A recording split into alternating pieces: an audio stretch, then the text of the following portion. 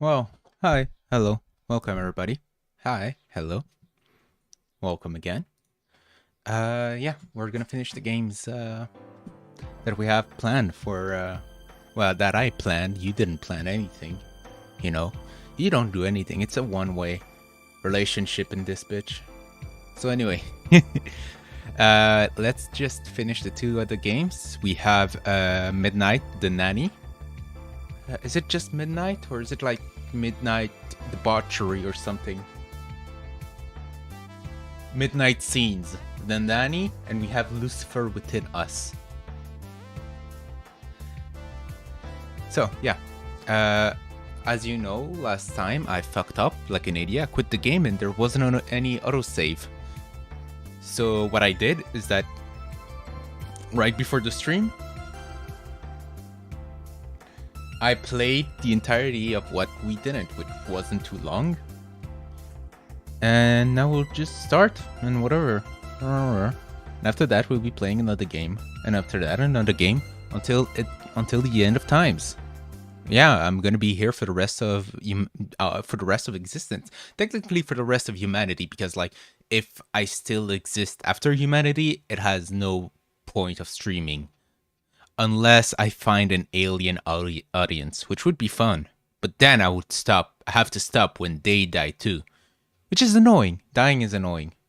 Anyway, let me crank that, press this button, wait for it to see it. Hello, hi. Okay, perfect. Back. Resume. Now, we have to go take the bag. And for the bag, I do know that what we have to do is go right.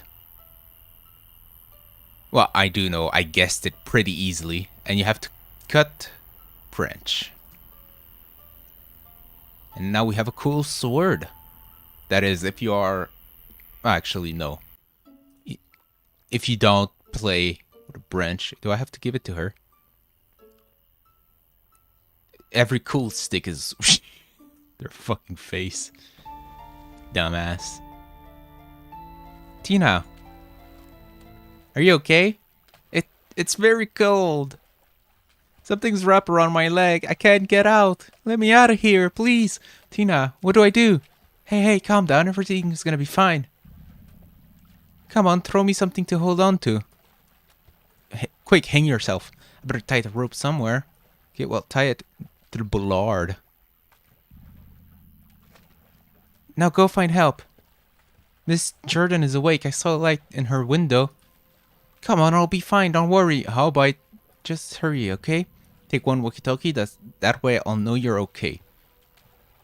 Thank you. Okay, yeah, I'll go. Find help. Quick. Is it this way? No, it isn't. Toy truck. Walkie-talkie. Battery is very low. Whoa, oh my god, that's gonna be a plot point. No, you just see something and it reeks of like plot point. You know, fuck it. I'm gonna watch TV. Never mind. TV is stupid. It's... Oh my god. I take the keys. Go back. Keys to street. Oh, that was just a once. That was stupid. I better call Tina. I hope she's okay. Tina, are you still there? Yeah, I'm freezing though. Have you found help? I'm on it. Okay. What are you eating? I hope that's not sparkle. No, it's probably spaghetti. Don't mind it. Okay. What do I do now? Well, that's a hard puzzle. No. No, maybe it's the... Oh, shit. Oh, nailed it. Oliver. What are you doing here? Is everything alright? Miss Jordan, I need help. Our babysitter was staying with us, but she left us and we went looking for her and... Okay, breathe. Come on in, it's cold outside. How about we... No, fucking... don't just go in. Okay, slow down. What happened? Tina fell into the lake off the pier. Oh my god, is she okay? Yes, but she can't get out of the water. She needs help. And where are your parents? They're out. They left us with a babysitter, but she abandoned us. Okay, I'll run to the pier to help.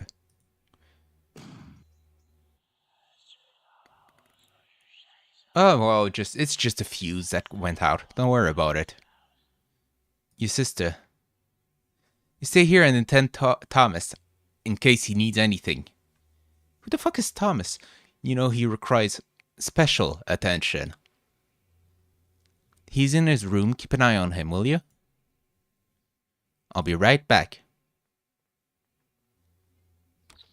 Oh, she's fucking dead. Okay, telephone. Is that a touchstone telephone? I like the bubblegum color. So original.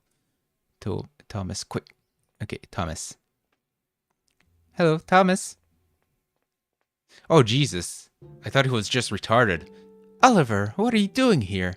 That Tina's in trouble. Your mom went to help her. Really? I thought Mom was taking a bath upstairs. Sorry, sometimes my medication makes me confused. Is Tina okay? She fell in the lake and can't get out. Yeah, but she always ends up in trouble. At least she can get into trouble. I swear, though. Wow. Well, why did I say that like that? I thought Mom was chilling in the bathroom. I hate this medication. How do you feel? Physically or mentally? Mentally. Well, it's only been 2 months since Dad died. It has been hard, and Mom makes me go to therapy with a super boring lady. Physically? Can't take 2 steps without gasping for air. Other than that, I feel wonderful. Triple dots. Can I ask you something that I never asked you before? What's your opinion on anthropomorphized animals? Of course, ask about your illness. Are you going to die soon? I'd be very lonely. Jesus Christ. You're my best friend at school. That's not what I was expecting. Yeah, no idea. Mom always makes plans for the future. Fucking out of nowhere. But I think she does it just to cheer me up. Her words are happy, but her face is sad. But I don't care too much about it. I'm not afraid of dying. That's a fucking Chad move. But no, yeah, that is true. Children are able to tell when you lie to them or when you're... Just fucking hell. Sounds like I'm on a podcast and I'm just like, yeah. Anyway, fucking liberals. No, but like I said, children are able to tell that they're not as dumb as we think. They're pretty fucking dumb, but socially they can tell a lot of things. Really? Yeah, I swear, I heard that, and I have a 100% sure source. That's where I get all my information, out of my own ass. I'll go back to the same dark, tranquil... Jesus, Thomas. I like that idea. Okay, you know, let's not ask about dead dad. Anyway, let's stop talking about sad things. Yeah, exactly. Look, I want to show you something. It's super cool. I was joking about the fairy... a Ouija board? I found it in Mom's closet. I think she used it to talk to Dad. That is so fucking dumb.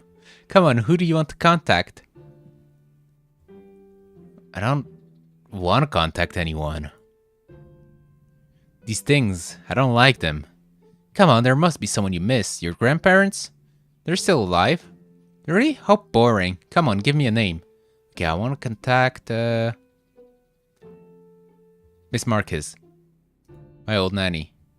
She lived in this house before you moved in.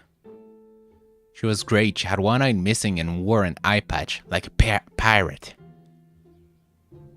One day she suddenly disappeared. Mom told us she went to live on her family's farm in Colorado. Oh, she's fucking dead. She's running after rabbits in the fucking plains. Is that it? And the fields. Sorry, but Tina says she saw an ambulance and the police. We think something horrible happened to her. Mother lies, you know. They do it to protect us, but they lie. We're going to contact your old babysitter. If she died in this house, her presence will be super strong. It'll be super cool, you'll see. I don't know. Come on, this is fun. Hey, put your hand on this triangle thing. It's called a planchette. Now out my hand. That way, we join our energies. That's kind of gay, Thomas. Now close your eyes. That is... Do you have them closed? Yep.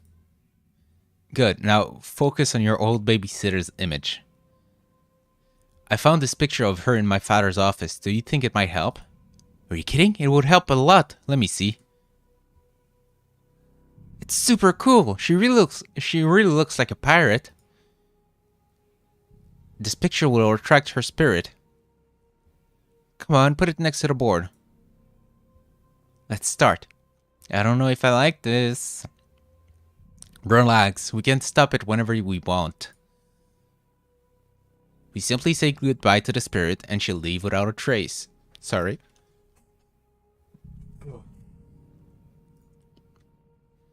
Ready?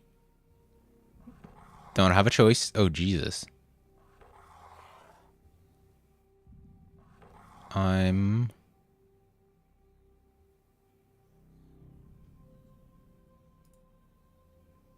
You're moving it. It's not me, it's your nanny's spirit. Already? We didn't ask any questions. That's not how it works. We need to wait for a spirit to be... Jeez. Oh.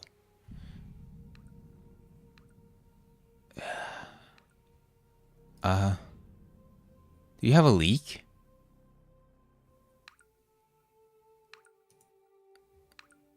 The bathroom is right above us.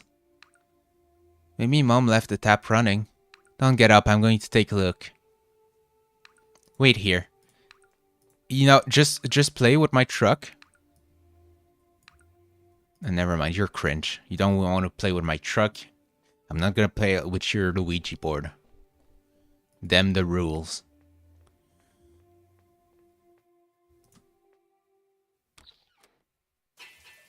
Oh. Oh, she was already dead.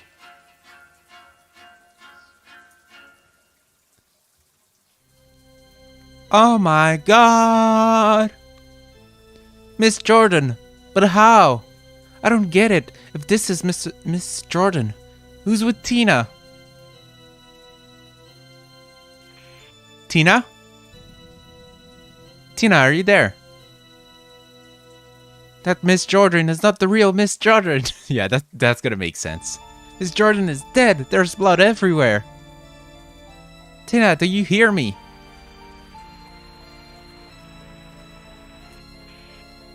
I have to go to the pier. Quickly. Can we just turn off the tap at least? No? Okay. Yeah, well. Oliver, what it is? I heard you screaming. It was the bathtub.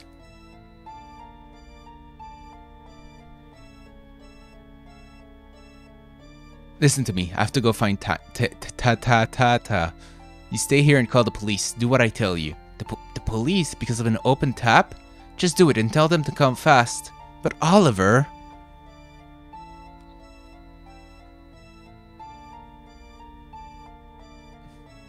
What's the police phone number? Can I go back and tell him? Fucking hell, Thomas. It's 3 numbers. Oh.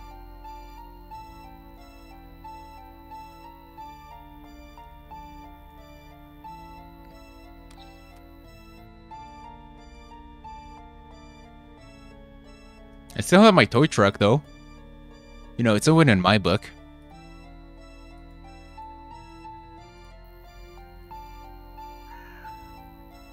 Craw indeed.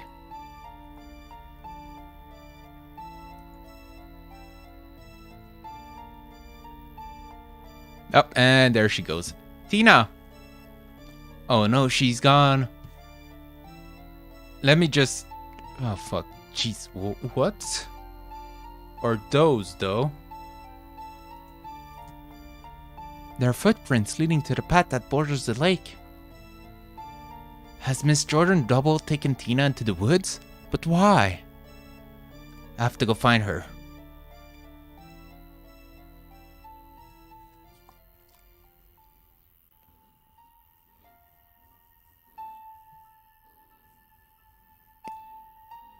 Last time you were eating a, how's it called? You were eating a finger. Tina, Veronica. Are you eating something else? My flashlight. Wait, no, squirrel. Oh, you wanna fucking go? You wanna fucking go? Oh, fucking... Oh, here, have fun. What? Are you kidding me?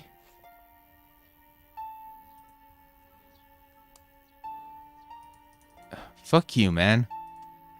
Well, now we lose. We don't have the toy truck. That was like our sole objective so far. I don't care about my sister. I don't care about my... Oh, I care a bit about the babysitter. She's kind of hot. Tina, thank goodness I found you. Are you okay? I thought I'd lost you forever. Come with me, Oliver. And there she goes. Where are you going? Tina? Yeah.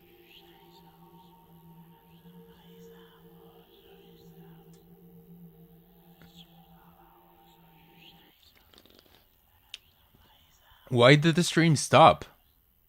That was weird. Thank God I saw it. And that's why I'm a meticulous and, let's just ignore it. I'm a meticulous and careful streamer. Jesus, a second? Veronica? Oh my god! What is happening? Oh shit. Wait, that was her?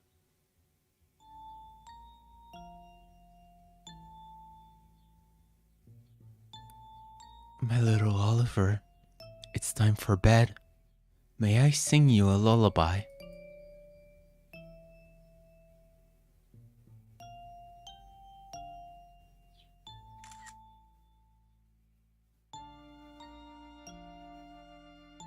Why are their eyes so droopy? I hate it.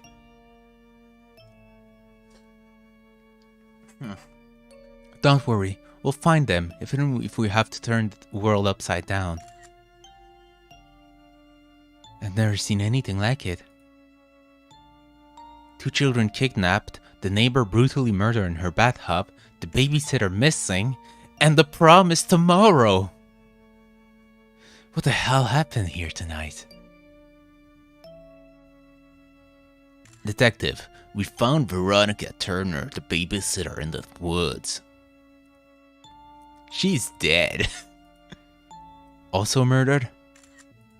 It seems so. Oh, shit. What did it say?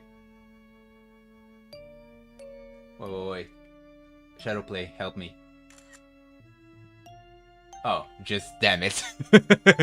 There's something else, but you better see it with your own eyes.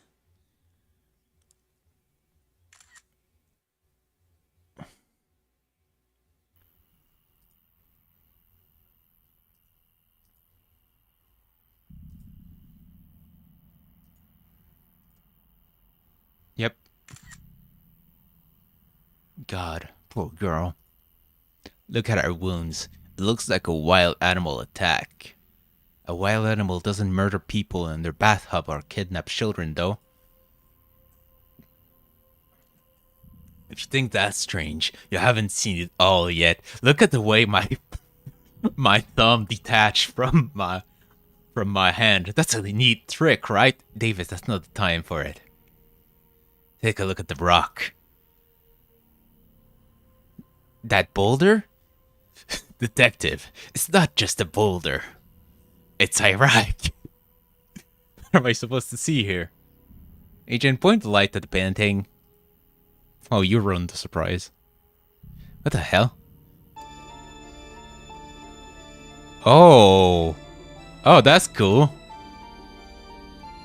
That's really cool.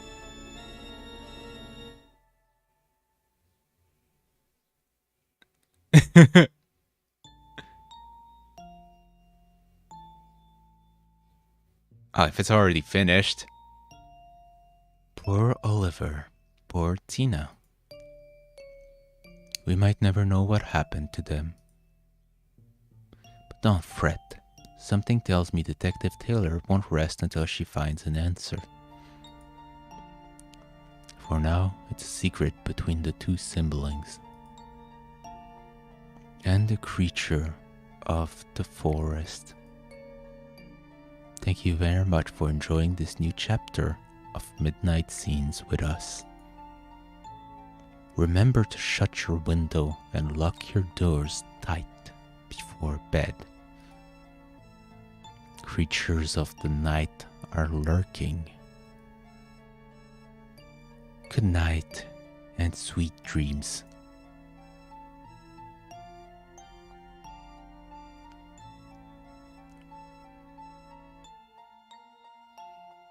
Midnight Scenes, The Nanny. I do believe that's already over. That was fast. It just took like 15 minutes.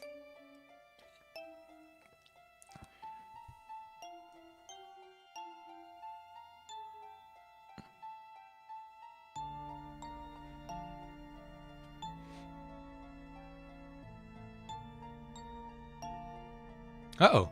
They know. Shit. Fuck, they know.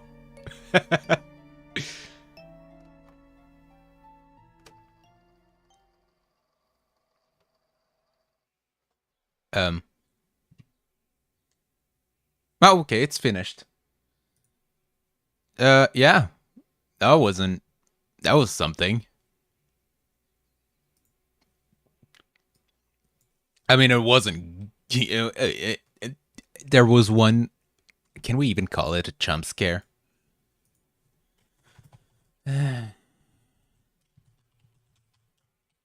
But I liked the monster, and I liked the ending. That was funny. Well, not funny, but like interesting. For me, funny is good.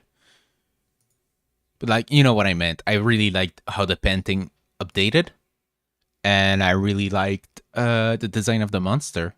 And the eye patch, just to tell us that it is indeed the nanny. Kind of like in Until Dawn, if you get a secret ending. Okay, so the next game is Lucifer Within Us.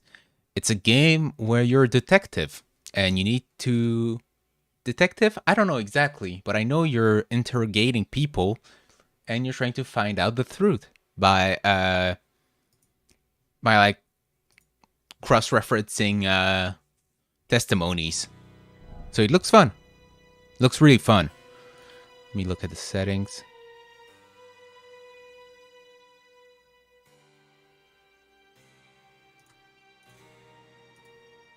Okay.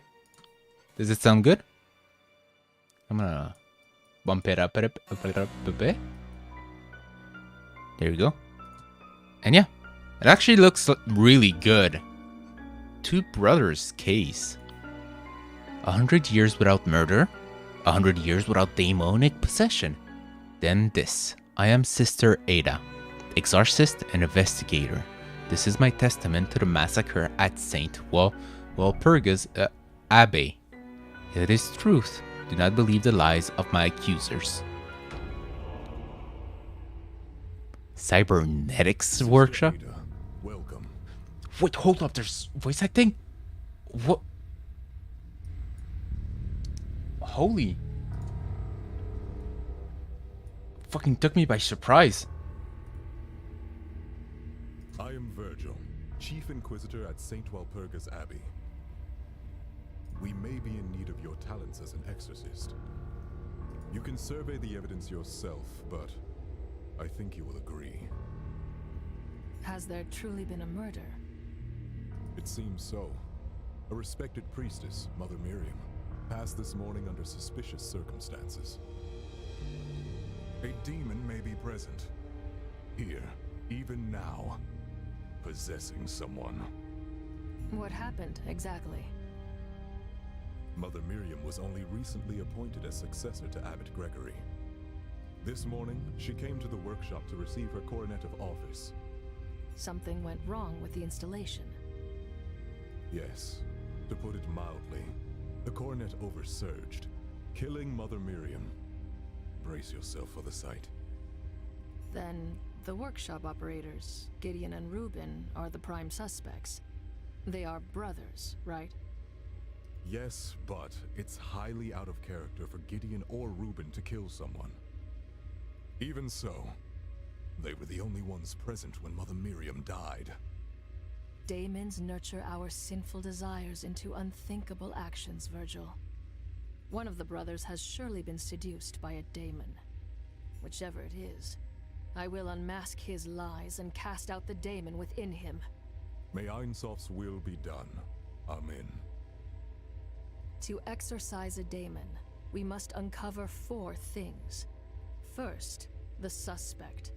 We must identify which sinner is possessed by a daemon. So this is the tutorial part of the dialogue. Second, the opportunity. When exactly was the murder committed? We can pinpoint the opportunity by analyzing each suspect's testimonies. Or using witnesses. Third, the means by which the murder has been committed. The means can be found among the physical evidence at the scene of the incident. Fourth, the motive of the murderer, which can be found in their inner world, their sanctum. The motive will tell us which daemon possesses the sinner. Very well. Let us begin our holy work. Ooh, wow. Miriam. Mother Miriam, victim, newly appointed voice of Ain Soph, who was scheduled to receive an Aether coronet implant at the workshop. I have nothing else. That's the coronet. The coronet limiter, a valuable piece of physical evidence. New entry is now added to your evidence panel, which can be found on the lower left of your display. There you can access detailed information about the coronet limiter. You must present them to suspect in order to discover any contradiction. I played Ace Attorney. Found in Gideon's workshop in pristine condition, component is required to safely install the coronet without causing an Aether oversurge. So they took it out and it... boom boom. A new piece of evidence. Let's examine it now. Place the coronet, or whatever how you pronounce it, and the recipient in the chamber. The performer and the recipient pray in silence. Begin the song to start modulating the Aether, and then intensify the Aether output by bringing the performance to a crescendo. Okay. Let's take a look at the body. Oh, the glass is a suggestion. The body is completely unarmed, but her head exploded into a mess of blood and bone fragments. Found near Miriam's body, part of the amplifier component and bits of the casing have survived the explosion. Okay. Control panel. Used to activate and control the consecration chamber. Usage records show that the Aether output during the ceremony was well beyond safe ranges. So we gotta know who did it. Who was behind the console. Used to open and close the consecration chambers, only operable from outside chamber. Usage records show that it was opened twice this morning. That's one of the brothers. There's one piece of evidence left. Coroner's blueprint. Planned for construction, the Aether coronet. The purpose of the device seems to be to amplify the user's Aether output. The components are amplifier, casing, and limiter.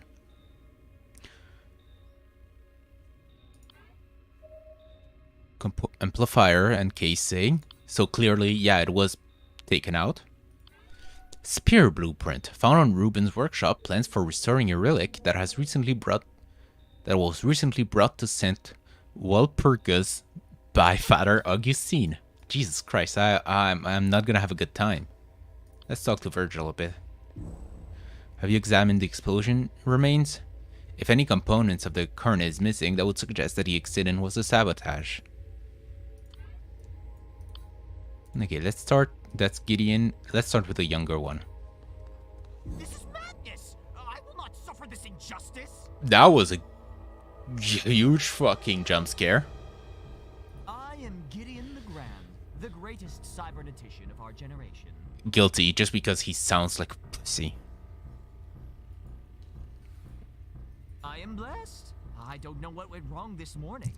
My hands are guided by the divine. I see only gaudy trinkets here. Mother Miriam died by your hands. Is that not so? Wow. No! Why would I want to harm her? Mother Miriam was my patron. She loved me like a son. I did nothing wrong. The consecration chambers would have been compromised. Sister Ada, here to seek the truth, is here to seek the truth, Gideon. You have nothing to fear if you are innocent. Please hear Gideon's testimony, Sister Ada, and judge for yourself if he speaks true. Testimony of a suspect is divided into events. You can access detailed description of events by hovering over them. You can manipulate the timeline markers to navigate to any moments in the testimony. Okay, let's listen to what Gideon has to say. Mother Miriam came to me for her consecration ceremony. I've performed this many times before, so I was confident. Oh, good for you. Accuse, contradict, leave in the middle. Okay, talking.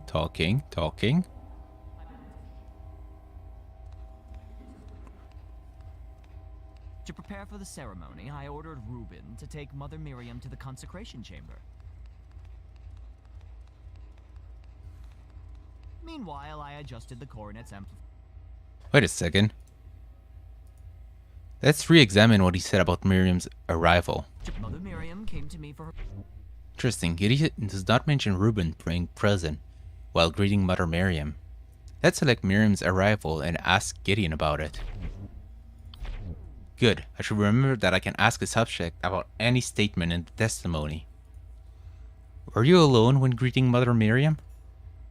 Yes, I'm certain I was alone then. He insists that he was alone. I wonder if Ruben will corroborate this. For now, let's finish hearing the rest of the testimony. Meanwhile, I adjusted the coronet's amplification at my work table, and then placed it on Mother Miriam's head. That's something I'm gonna ask about. Meanwhile...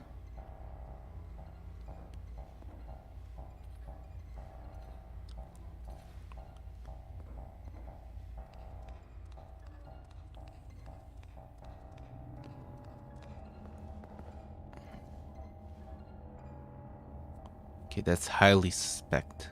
I'm gonna... It's the first fucking case, so it's gonna be easy. So he closes it. We began by closing our eyes and praying together to Ein Sof. I thought I heard the chamber open, but didn't think much of it.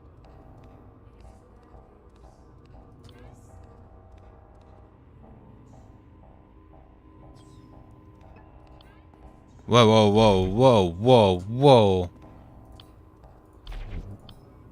You heard the door open? Perhaps. I think I also heard footsteps. But it's a faint, vague memory, not to mention it's impossible. After all, Mother Miriam can't open the door from within. Ruben was probably working away on some new device or another. Must have imagined it. These door access records show that the ember was sealed during the ceremony. There you have it, proof that the ceremony was performed flawlessly. Perhaps, what's curious is that the door was opened twice. The first time was when Reuben opened the chamber to let Mother Miriam in. The second time was just before the ceremony started, when you closed your eyes and prayed for guidance. With the one true God as my witness, I swear that is the truth. I kneeled and listened to for his voice. It must have been Reuben who opened it for some reason. He was always skittish about the slightest possibility of malfunction. Okay, so why? So he just straight up accuses his brother. Then I activated the consecration chamber and began the ceremony itself. The aether output was within safe ranges. How exactly do you operate this device? Do you press the keys and much like a normal organ? Much like whatever. This is a crude way to phrase it. There is much artistry in the performance, like a normal organ. The rhythm and the melody of my music affects how the generally is transferred into the implant. Yeah, but like, it says, well beyond.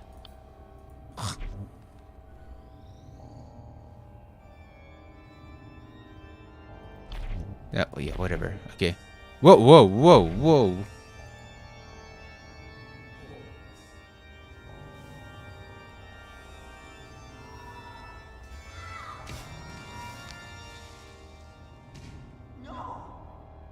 Let's leave him for now.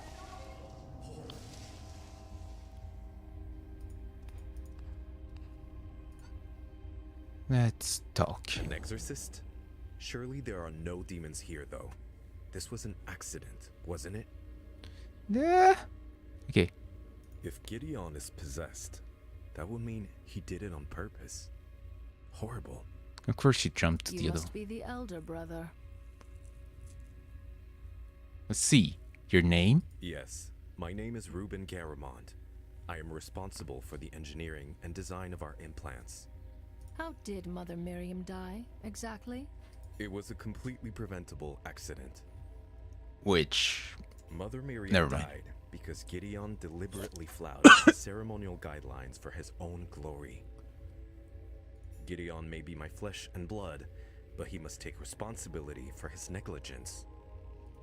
Jesus, let us hear what Reuben has to say. Keep in mind that Reuben's testimony may differ greatly from Gideon's version of events.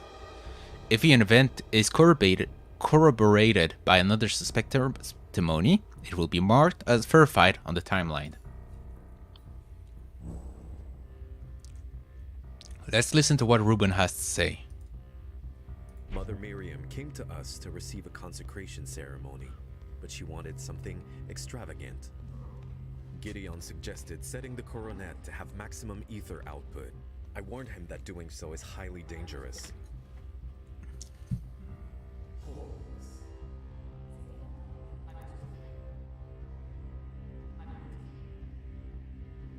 Gideon convinced her to move forward with the ceremony anyway. Since he was going to handle everything, I went back to my tasks. This part of his testimony is rather long and repetitive. Let's move ahead to the next section. Try to stop the ceremony. When Gideon activated the consecration chamber, I immediately felt something was wrong. I begged Gideon to stop, but he didn't listen. And then...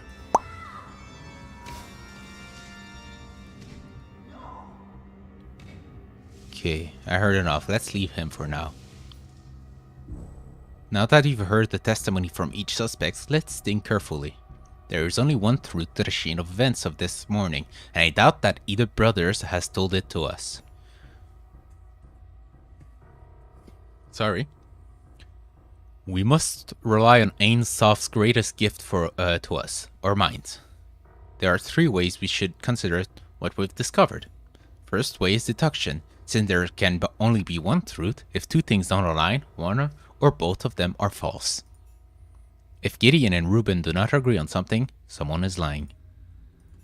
Or if they say what they say do not match the evidence I find, then they must be lying. Second is induction. I should base my theory based on what I discovered. If my theory does not align with any of the testimonies or evidence that I find, then I should discard it. If two theories are both possible, then I should prefer the one that has more information that supports it.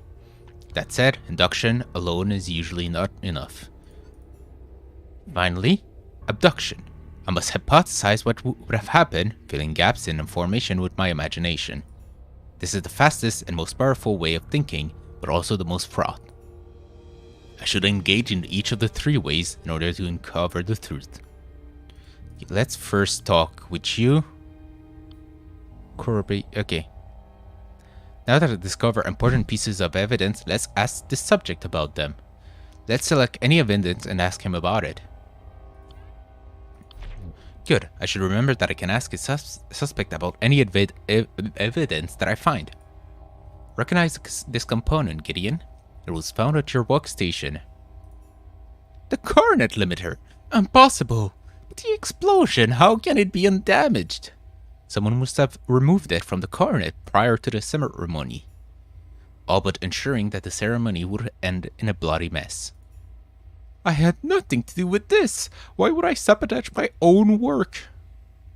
Why indeed? Okay, let's ask about his brother. That would be fun. Ruben is my dullard brother. He's practically my assistant. Oh, well, okay, yeah. Mother Miriam came to me for her consecration ceremony.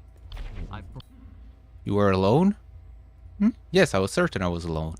That's a contradiction. Okay, let's ask about the control panel. Okay, door controls, I did. Coordinate blueprints. Is that Ruben's little chart? He sure loves making things complicated. Tooth art comes from the soul. Nothing is in that mess of lines and wire expresses the beauty of the coronet. Okay.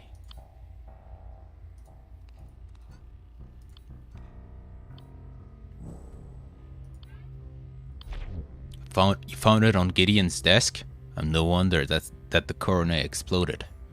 The imbecile must have forgotten to replace it after adjusting the coronet's amplification. Despicable. Let's ask.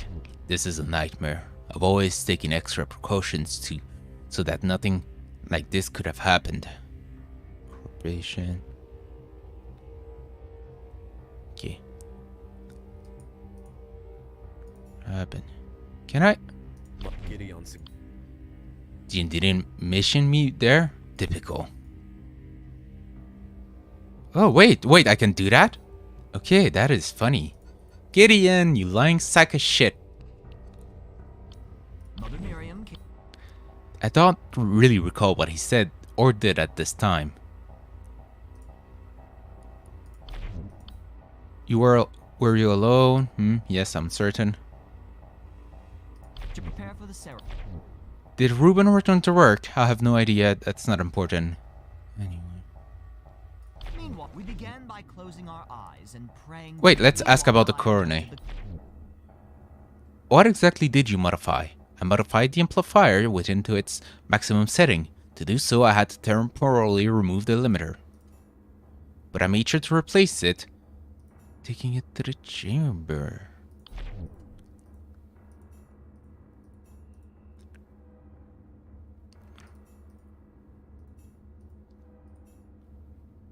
What? Okay. Gideon claims that the ADER output values are within safe range, but the control panel... Okay, otherwise let's present the control panel and mask his lie.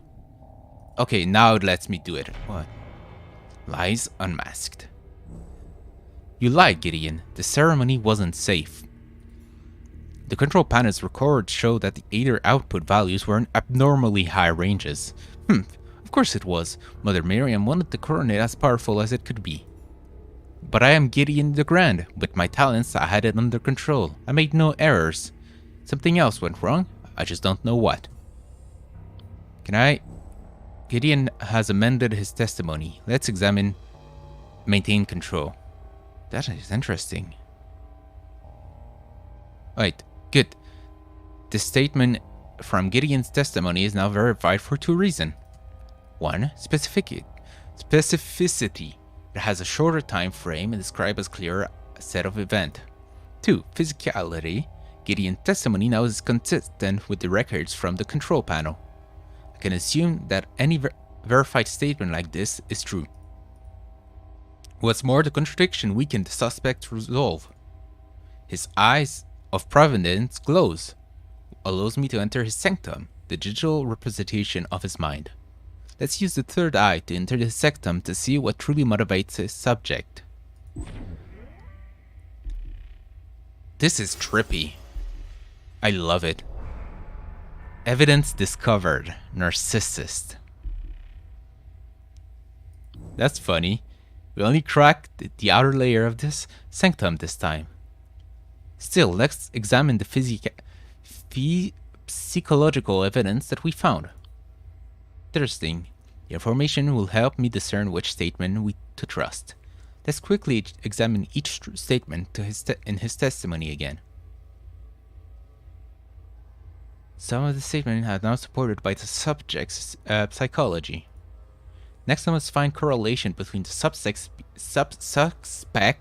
behavior and existing daemons. Let's open the daemonology. Lucifer the Proud, the Prince of Daemons, and the eternal adversary of Ein Sof, manifests in the ambition and strong-willed, promising them their heart's desire in exchange for their soul. Beelzebub the Gluttonous, Satanas the Vengeful, Lothan the Envious. God, I love those designs. If the suspect is possessed, there should be a physiological evidence that has clear correlation with a daemon. To obtain further psychological evidence, I must find more contradiction and present them to the suspect. Now that I heard the testimony and gather evidence, I can accuse the suspect. Okay. To accuse the suspect, I must establish the opportunity, means, and motive of the crimes. I can try as many times as I wish, but there is only one true answer for each section. Let's try to establish an opportunity. Let's present the section of the suspect. Good. If it's a valid answer, the suspect will be forced to admit they could have committed the murder at that time. Otherwise, the suspect will give a counter-argument as to why that is impossible. You were the last person to handle the coronet. If the coronet was damaged during the event of this morning, try to establish the means. First, I need physical delimiter. Good. Same as before. The suspect will accept my evidence if it is valid, and deny if they can explain why it's wrong. While you were adjusting the coronet, you removed the limiter. That's nonsense. Do you really think I would forget to replace the crown jewel of my masterpiece? Then you didn't forget. You did it on purpose. What? Motive? Good. If he is the culprit, then presented with the correct motive, the daemon within him will compel him to speak the truth. If not, he will deny my claim. You're a self-absorbed man. Everything you do feeds into your pride. To you, Mother Miriam was a mere prop for your masterpiece. You carelessly caused her death in pursuit of artistic glory. How dare you? I took the utmost care in everything I did for Mother Miriam. The coronet was designed to be worn by her. Without her, it will forever remain imperfect. I would never risk anything that could harm my work or Mother Miriam. This accusation was unsuccessful, which means I must investigate further. Let's cancel for now and leave the subject.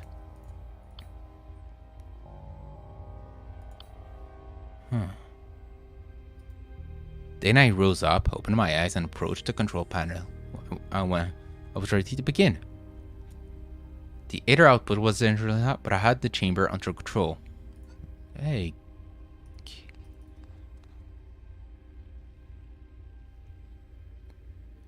Let's talk to Ruben then. This is fun! Oh my god. Okay. Ceremony starts. Here, as Ruben Keynes went back to his workshop. What does Gideon say? Let's switch to his testimony. He ordered.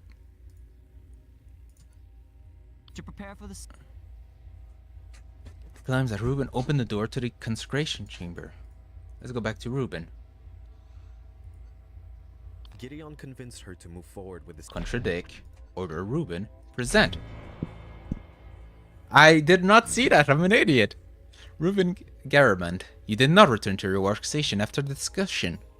Gideon ordered you to open the consecration chamber for Mother Miriam. Ordered me? Is that what he told you? Despite his delusion, Gideon is certainly not my master. I did open the chamber. It's true. I apologize for the omission. It's a regular part of our routine that I slipped my mind earlier. Ruben has amended his testimony. Let's examine the open chamber. Okay, good. The statement from Ruben's testimony is now verified for 2 reasons. 1, Gideon testified. 2, specificity. I can assume that any verified statement like this is true. Yeah, we know that. Let's take a look in your eye, man. Now tell me. Show me your true face. Believer. Oh, he listens to Imagine Dragon? Oh, he's the culprit. Cybernetics empowers us in the eyes of the one true God, Ein Sof. I am honored to be of service. Since she was... Okay, that's... Since Gideon was going to handle everything, I went back... What are you working on? I was restoring a ceremonial spear for tonight's mass. It is a magnificent relic. I think Abbot Gregory will be pleased with the result. Is this the one you are talking about? This is what I was working on during the ceremony. Father Augustine, a visiting scholar, asked me to help restore the relic. I'm quite proud of my work on it. Should be ready for tonight's mass. Father Augustine is a scholar for daemons and Aetheric technologies. He made truly remarkable discoveries in his theoretical works. Okay. I just want to see this now. While I adjusted the coronet's amplification, then I rose up, opened my eyes, and approached the control panel. I was ready to begin. Did you hear or notice anything at this time? Come to think of it, I thought I heard something behind me. I don't remember exactly. My mind was focusing on the... Hey, hi, welcome Leo. We're playing a detective game and it's really fun. It's a lot of fun. I'm still on the first case though. The aether output was dangerously high, but I had the chamber under control. You've now admitted that the ceremony was risky. What makes you so confident that you maintain control? Because I was a maestro. I remember every bit of my performance. The thing that I did could have overcome the coronet limiter.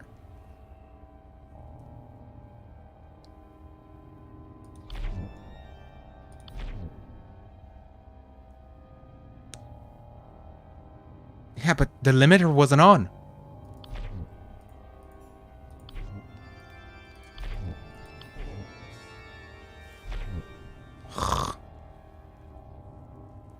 Okay.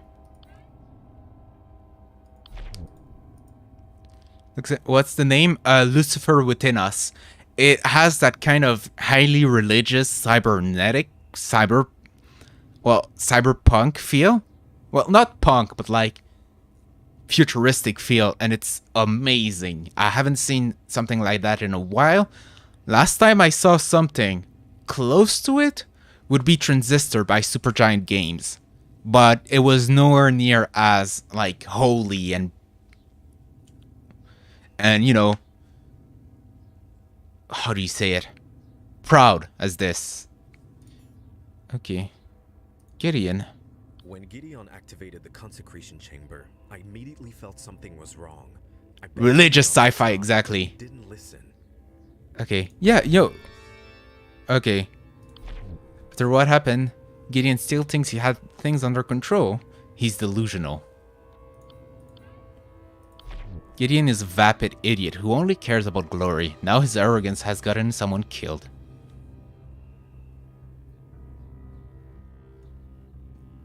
Let's ask Gideon about narcissism. Output was dangerously high. I am indeed talented and proud of it. Ain Soft granted me my gifts and I gladly used them for his glory.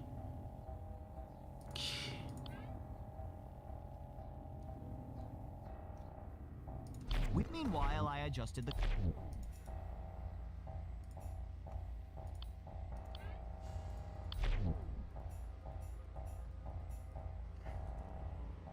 Yeah, Disco Elysium too.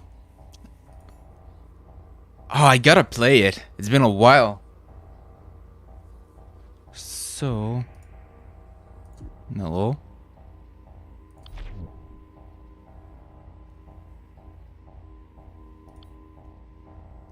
Okay, wait, no, okay. The other was... But I had... The Aether output was dangerously high, but I had the chamber under control. I have no idea what you mean, or what it has to do with me. Okay, I vaguely recall him coming up to me. I didn't hear him. I was too busy performing this ceremony. Okay. Mother Miriam came to me. So...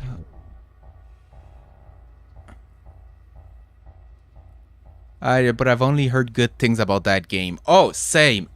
Apparently it's like favorite of a lot of people.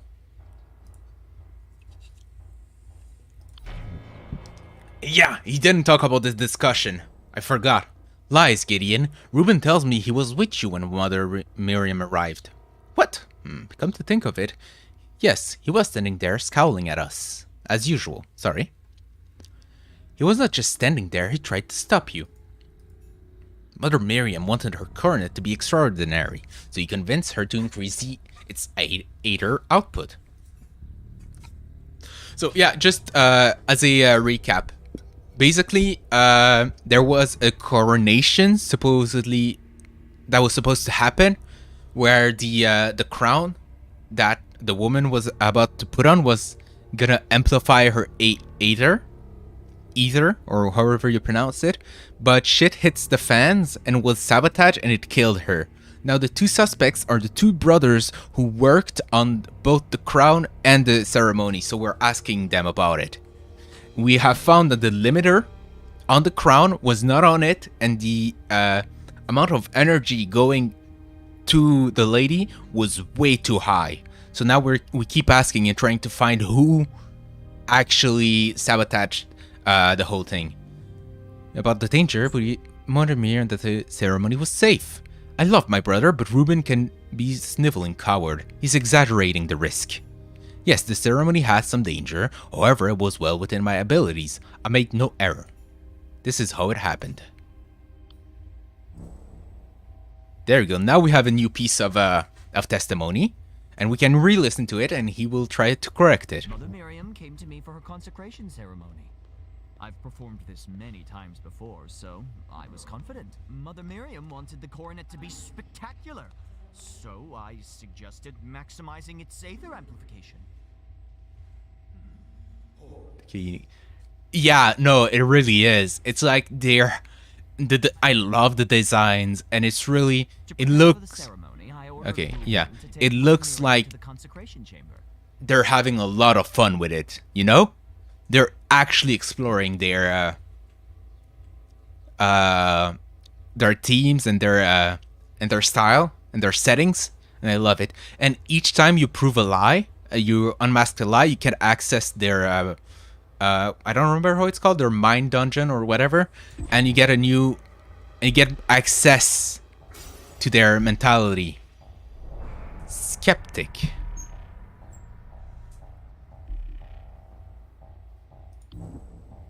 So now I can ask him about this.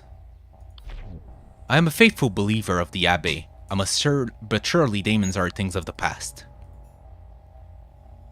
Murders. There hasn't been a murder in 100 years. Sister.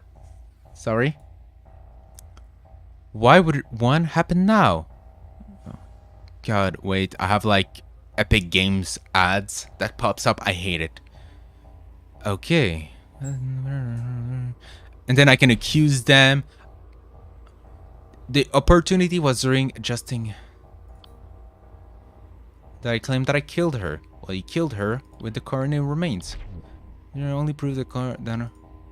Okay, well then this. Epic Games sucks ass. Really do. They really do. Oh, fuck, I completely... Okay, but by what means are you claiming... Yeah, the control panel in the shattered coronet indicates that there was a dangerous amount of Aether output. With Fall Guys that I didn't even like the game. What did they do exactly? All I know is that they moved it to Epic Games and it's now free. I don't know exactly what they did other than that. There was a dangerous amount of Aether output. Yes, I was performing something slightly dangerous, but I had it under control. Clearly not, given what happened. You could have stopped the ceremony. Because I was confident I could do it safely. Something else must have gone wrong. I left. Why would I hurt her? Skeptic. Speaks and acts virtuously in public, but doesn't really believe in one through other daemons. Weren't they rooted it out 100 years ago? Can't get it on Steam? I mean, I hate exclusivity, but if that's the only thing that they did, then I don't really give a shit. You know? It's not that bad. Exclusivity. Not that I condone it. It's just that there's worse things that you can do with a game. It's like saying... I'd compare it to like assault and murder. What they did wasn't murder, it was assault. They could have committed murder, but they only committed assault. Is what I'm saying. Okay, skeptic. Your faith is weak, Gideon. Indeed, you question the teachings of the church. You killed Mother Miriam because you have utter disdain for her faith. What nonsense. My skepticism merely served to fuel my creativity. One must be open to all possibilities to create truly original works. Besides, this does not explain why I would wish to kill Mother Miriam in particular. Okay, so we don't have a motive. Used to be the console bullshit. Epic brought that to PC gaming and yeah, okay, yeah, that is a fair point. I mean, like, it's just one more, how's it called? Application on your desktop that you do not want.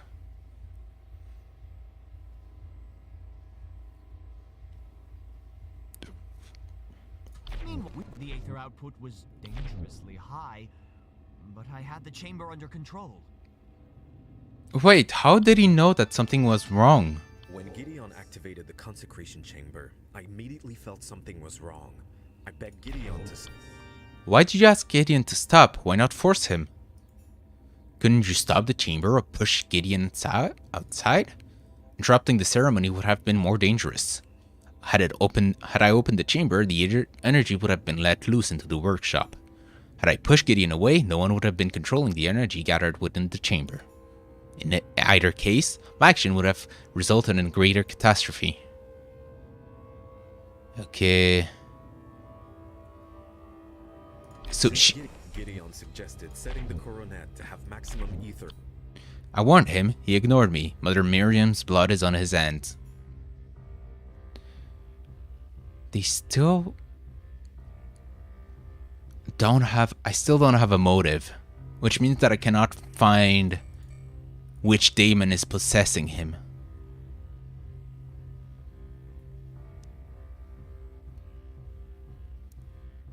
Since Gideon... Yeah, that was the... Okay. Let's ask about door controls. For safety reasons, this button is always open to concentration. It's the only way to open the consecration chamber's door. I imagine because if the person inside opens it during the ceremony, like he said, the energy would go all the way around. Let's talk about the blueprints. Mother Miriam's coronet was built according to these exact specifications. If Gideon performed the ceremony correctly, the coronet would have been safe to install.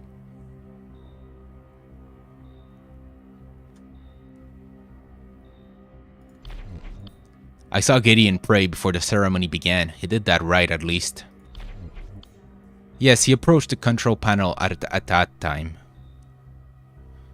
Okay. Consecration ceremony. Begin the song. The consecration ceremony is an installation process to augment someone's public speaking abilities. The consecration chamber is sealed during the ceremony to prevent any disruption. Sadly, it seems that it wasn't enough this time. Poor Mother Miriam, killed by Gideon's arrogance. So he's still lying, but I cannot tell.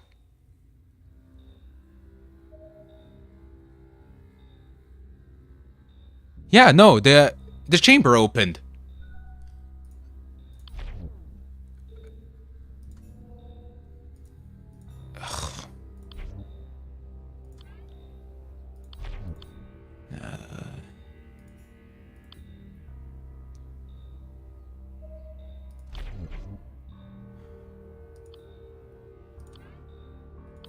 My brother never understood of the importance of our work and our fate. He acts the part of a zealot, but he only cares about the here and now.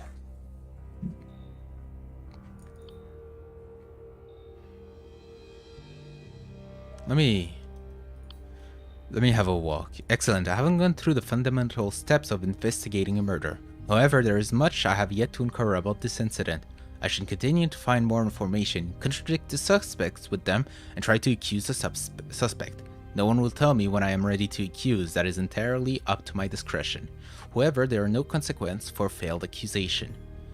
Each failure will help me bring closer to the truth of the incident. Okay. That's the body and the thing. That's the plans. Hello there. What is this? The devil's herb. I knew something nefarious is afoot. The abbey must be purified of its scent. I should dispose of that of what I find. Okay, sure.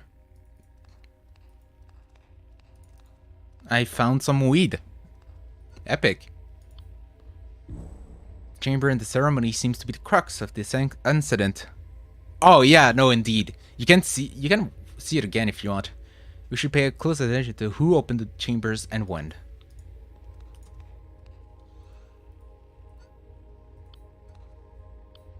So, like, they were maintaining control. The aether output was dangerously high. It happened. Mother Miriam was killed. But it's impossible. I had everything under control.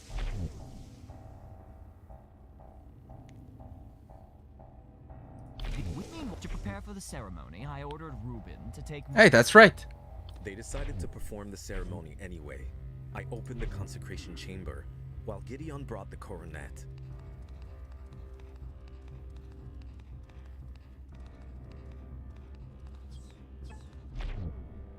Since Gideon was going to handle everything, I went back to my tasks. Okay. They decided... So the door was closed until this point. Why did you not close it after Mother Miriam entered? Because I knew Gideon was bringing the coronet soon. The ceremony had yet to begin anyway, so it was still safe to keep the chamber open. What did he do? Unfortunately, I was occupied at the time, did not see exactly what Gideon did. Since Gideon was going to handle everything, I went back to my tasks. And then he closes it. When Gideon activated the consecration chamber, I immediately felt something was wrong. I begged Gideon to stop, but he didn't listen.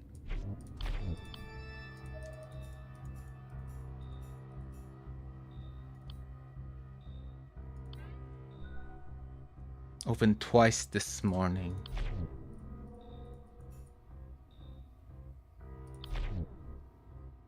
Okay.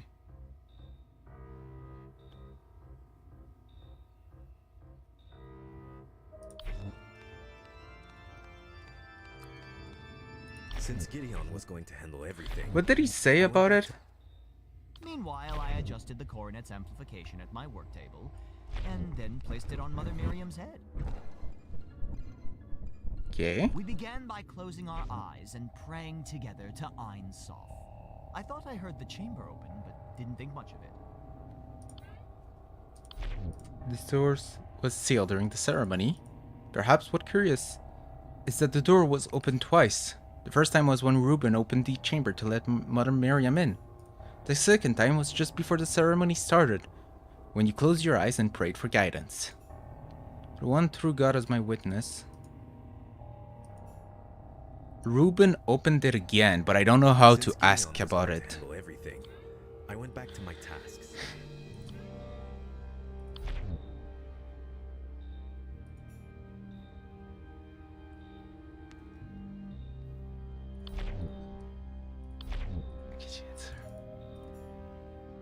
Yeah, but we have... Yes, okay, I can use my items. You test my patience, Reuben. Has your memory slipped once more? The door record shows that this consecration chambers was... My mic went limp, sorry. Was opened twice today. Given that Gideon was praying during the time, only you could have opened the chamber. It's true that I opened the chamber again just before the ceremony started. But I had my reason. Something about the chamber seemed unseemly. Given what happened to Mother Miriam, I feel vindicated in my fears. Tell me what you did in the chambers. Yes. But I couldn't shake the feeling something was Since wrong. Gideon was going to handle everything, I went back to my tasks. Oh, there he goes. Okay. So I opened the consecration chamber to verify that the coronet was in working order.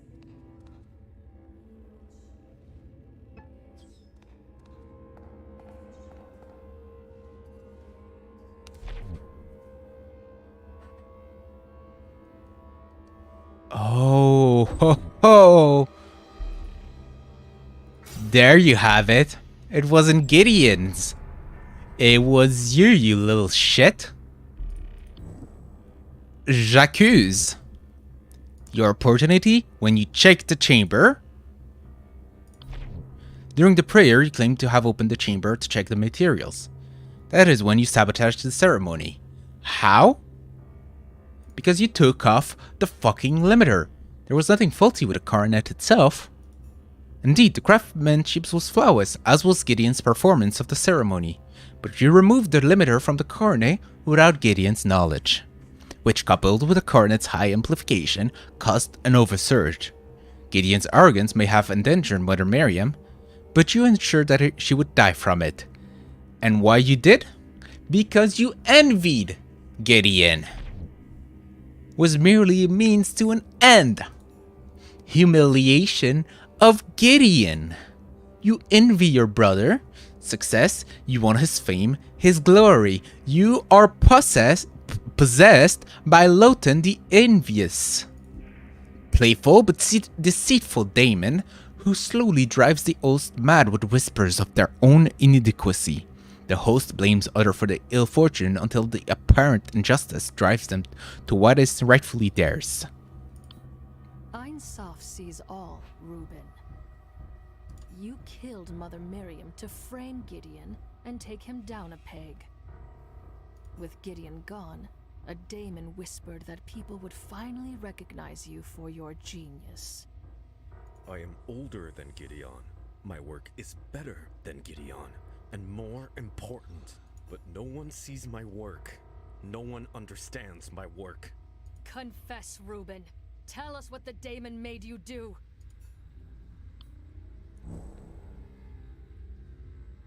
Gideon was Mother Miriam's favorite. She barely knew I existed. The means, yeah, exactly, those three. And then you'll be able to know which daemon is possessing him using the daemonology book or whatever. So you have your people of importance. Then you have your physical how's it called? Physical evidence that you find while walking around. And then you have your psychological evidence, which is which you get when you access the your witnesses or suspect's mind after you uncover a lie. It's like when you uncover a lie, they lose confidence in their story, or like they lose confidence in themselves, which opens the way for you to access their sins or their beliefs or whatever. So using that, I can ask them about what they believe in, like how you do things. When Gideon suggested increasing the ether output of the coronet, I had an idea.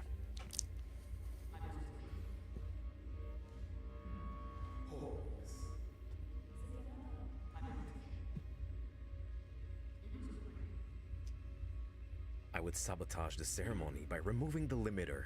Mother Miriam had no idea what was about to happen to her.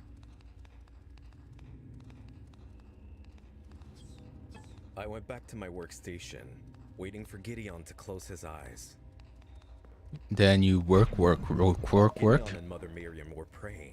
I reopened the chamber and removed the limiter. When Gideon started the ceremony, I placed the limiter on his table so that it would look as though his negligence led to Mother Miriam's death.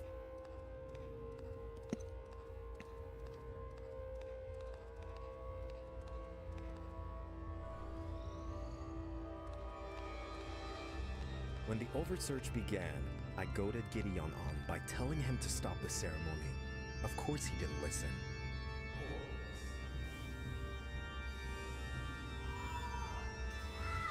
And so Mother Miriam died. I killed her. I regret only that I've been discovered.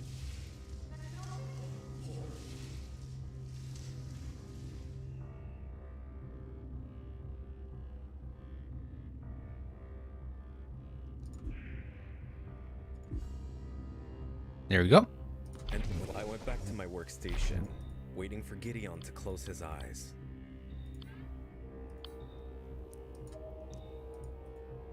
Yeah? And so Mother Miriam died. I killed her. I regret only that I've been discovered.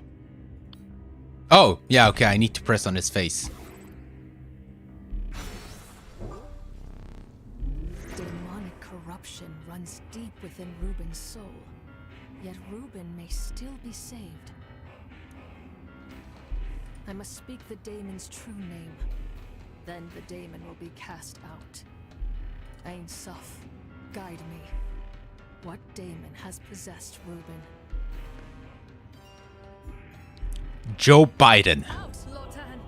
Leave this soul and return whence you came! Magnificently done, Madam Exorcist. The power of Ain Soph compels you, Lotan. Leave this soul and return to the ether. Thousands of years, and you humans never change. Never satisfied, always comparing, wanting more. Someone else is always richer, prettier, wiser, better. That's me, bitch. Nothing can ever fill that void within you. Not even me. Silence, Lotan. Reuben may yet be redeemed. You are a scourge. Without your influence, a good woman would still be alive. Leave humans be, Lotan. I banish you to the ether. Managed to become a cyber demon after uploading his conscious to the internet with the help of Elon Musk. Man, the lore in this game is wild. As you wish, but I'll return soon enough. My prince and master Lucifer walks among you. Among? Lucifer will open the gates of hell, and at last, humanity will remember its full potential. Until then, Madam Exorcist, adieu.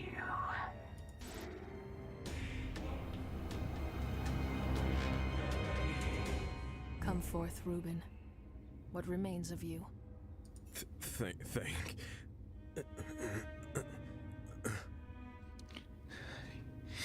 He went back to his original form. He is now a Republican once more.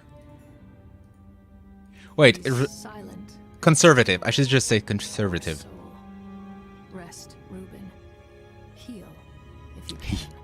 Ruben has become based once again. You've returned. Was there a demon at work after all? I should just, like, plant chaos in this war. Just like, nah, he's crazy. He wanted to kill her, that's all. I had no idea about US politics, not gonna lie. Same, it's just funny to laugh at from, like, upstairs. I'm afraid so. The exorcism was a success. Ruben's soul has been purged. He did kill a bitch, though. Unfortunately, the daemon was difficult to cleanse. Ruben is returned to pure innocence. What? The exorcism shattered his mind? Can you bring him back? It's out of my hands. If Ain Suf wills it, maybe Ruben will heal. Guards, please escort this shell to the cryostasis cellar. I pray for his swift recovery. Abbot Gregory. Oh, hi. I don't know you. Praise be to Ain Suf, Sister Ada. You have saved us all. On behalf of everyone at St. Walpurgis, I express our utmost gratitude. We are not yet safe. We must act quickly until we locate the source of the demonic influence. We don't understand yet why demons would act after 100 years. Someone finally opened a tab to a porn site. That's the gateway to hell. 100 years, nobody jerked off. The moment they open a fucking tab to Pornhub, every demon like came out and it's like fucking finally. And they used the power of sexual frustration to take over the world. That's how they are so powerful. Father, That's why I jerk off every day. the abbey and the surrounding town immediately. Detain and interrogate anyone who seems suspicious. Woo! Martial law. We can Hype. try, Sister Ada, but it will be difficult, as we have visitors arriving hourly. Much like yourself, pilgrims from afar are here to celebrate Walpurgisnacht. You need to free some demons every now and then. It clears your mind and it exorcists. It clears your mind and exorcists your balls. It's such a shame Mother Miriam couldn't bear witness to it. Yes, the priestess. We must destroy her body immediately. Quick, go get a fork and a barbecue sauce. Traces of demonic influence may remain from her contact with Ruben. No, Sister Ada, thank you for your concern, but we absolutely cannot. Mother Miriam was a prominent figure and well Clarity be hitting hard. of service. I have ascended. We must treat her body with dignity and give her a proper burial. Send Mother Miriam's body to the mortuary for embalming. Your Excellency, we really ought to take the advice of the exorcist. You know, the lady who just saved everyone in this room. Mother Miriam's body has been desecrated enough, Virgil. Send her to the mortuary, now. As you command, Your Excellency. Holy Father, you are making a grave mistake. Speaking of graves, that's where you're gonna end up if you don't listen to me. Sister Ada, don't worry yourself. All will be well. St. Walpurgis' triumph over Lucifer has brought us a century of peace and bliss. It's horrifying that a demon was exorcised from our abbey, but surely it was the final remnant. He said during the first case. The daemon within Ruben spoke of Lucifer's return. Lucifer's ways are insidious. Even the most devout among us have... It's a shame Brother Reuben fell to the demon. But the rest of my flock is stronger. Faith shall be their shield.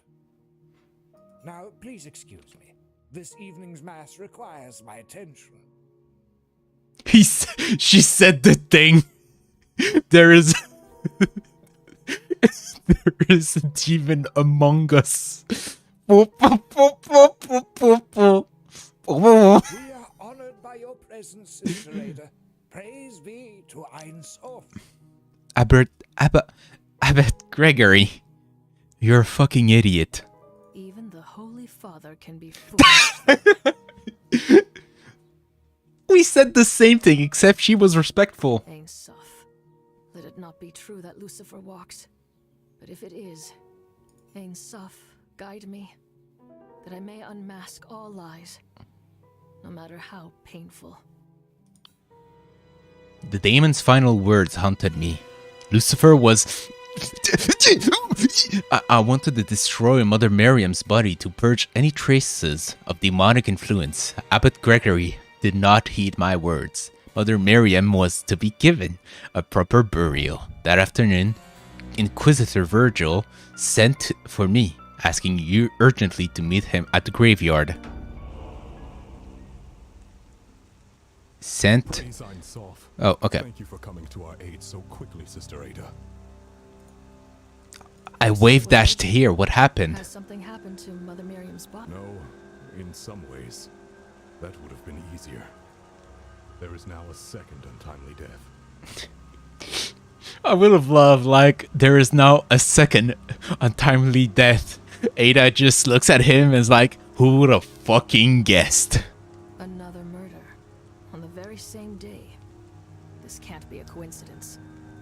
That isn't for me to say, but this time, the victim is a younger acolyte named Isaac. His remains were found in the grave that was dug for Mother Miriam. Oh, come on, dude. Fucking hijacking graves? Go dig your own. Poor kid's throat was slit. Gruesome.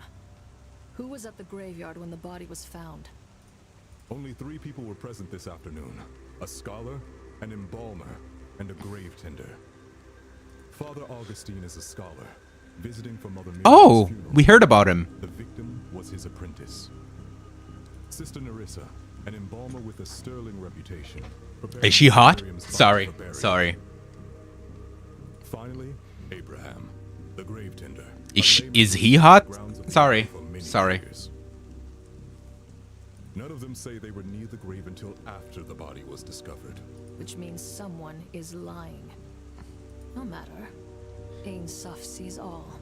We will find who is sus, and we will eject the We demon. will unmask their lies and bring the truth forward. Yeah, what she said. Okay. Who the fuck are you? Anyone mention the existence of another human being? Nick, are they hot? Well, that is the most important thing, isn't it? Wait, I want to find the body first. There we go. That should be my first thing. Weed! What is this? The devil's herb! I knew something nefarious is afoot. The abbey must be purified of this scent. I should dispose of what I found. Gotten rid of it! Ooh. So, the body. The apprentice's youthful face is serene above his cleanly slit throat. With no... You can't see the demons in the place that... But the way to exorcise the demon is that you shotgun a cloud of weed inside the mouth of the possessed. And the demon's like, oh shit, that's some dank OG kush. And he just yeets himself out. However, an angry scar runs across his stomach. Angry scar? I hope that scar got therapy. Oh, what is this? Surgical multi-tool. Found on the staircase between the mortuary and the grave. An Aether-powered tool for making incisions, applying preservatives and closing wounds. It even cooks and do the dishes for you. Fucking hell. Fucking Swiss Army knives really came a long way. Statue of Saint Walpurga, the founder of the abbey, and patron saint of exorcist. Oh. What it? Aether scanner?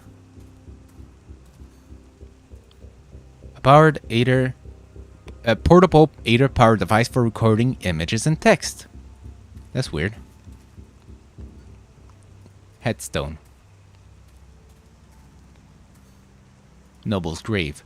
The immaculately maintained grave shown the genealogy of an illustrious family. There isn't a blade of grace out of place around the stone.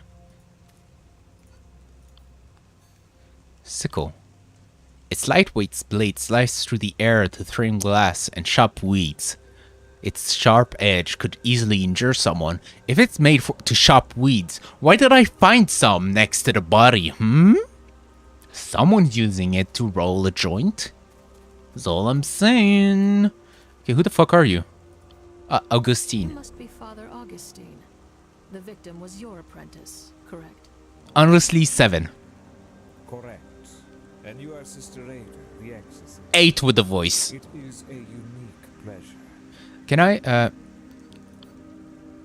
cannot hear the voice well. I'm just gonna...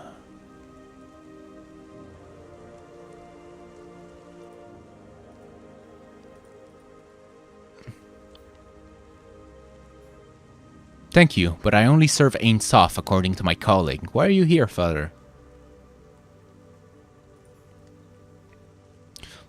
I'm visiting in preparation for Mother Miriam's sudden funeral. It is a true blessing to witness your holy work, Sister Ada. I pray Isaac can rest in peace. They don't eat themselves out, they just chill with you and start talking nonsensical philosophical stuff that seem to make sense when you're high. You know, I thought that was just a joke or like something out of movies.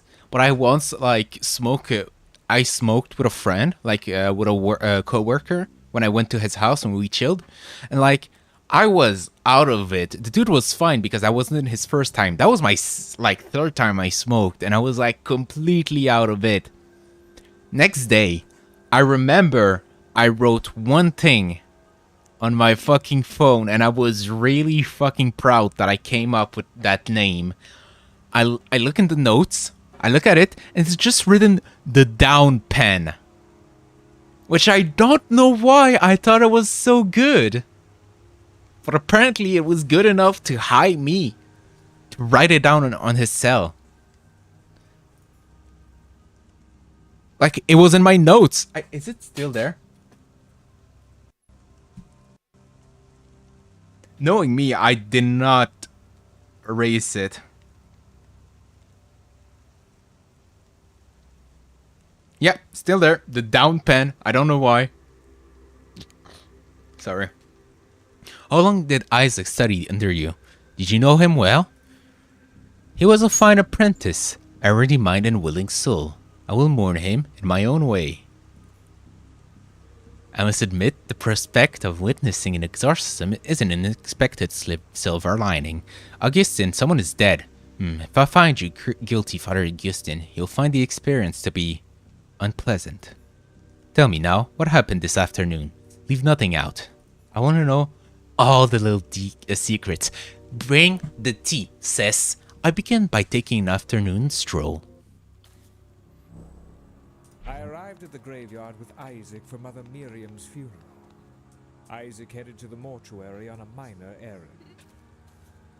What was the errand? Indeed, were you close to her, Father? No, but the abbot was too busy with mass preparations to hold her funeral, so I was trusted with the task. Okay.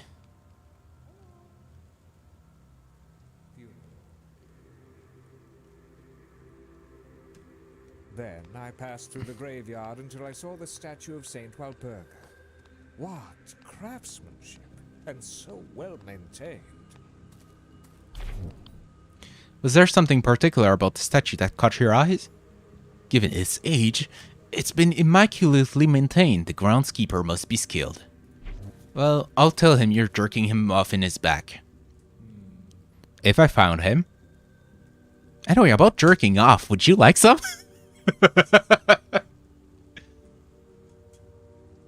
Okay.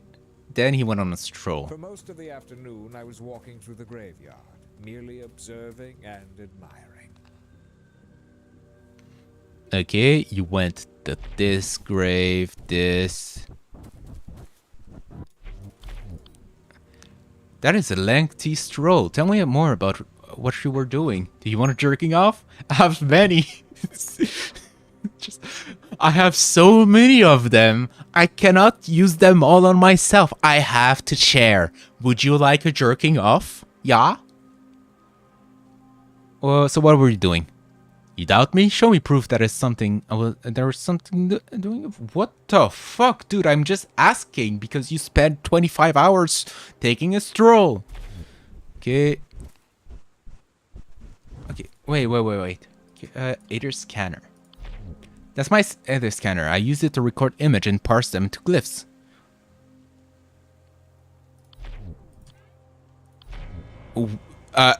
I'm fucking sorry? During your so-called stroll, did you drop this by any chance? I found it placed in front of a gravestone. What are you doing with it? This has nothing to do with Isaac's death. I shall be the judge of that. Tell me what you were doing. I love that. This has nothing to do with Isaac's death. Did I fucking stutter? I was using that scanner to recover a lost hymn for Abbot Gregory to use in tonight's mass. The last record of it is etched upon one of the gravestones. Hell yeah. And now we can access one of his... Sharing is caring. Hell yeah, that's what I was... Disappointment! Okay. Oh shit, I misclick. I sent in... Okay. Isaac could have been an eminent scholar if only he was more disciplined and rigorous with his thinking. Did he... Felt he was wasting his gift, his death even more of a waste, of course. It took me a little while, but it took me a little while, but I found it. The grave of Sergius. I placed my scanner in front of the gravestone. It would take some time to decode the etchings. Mm-hmm.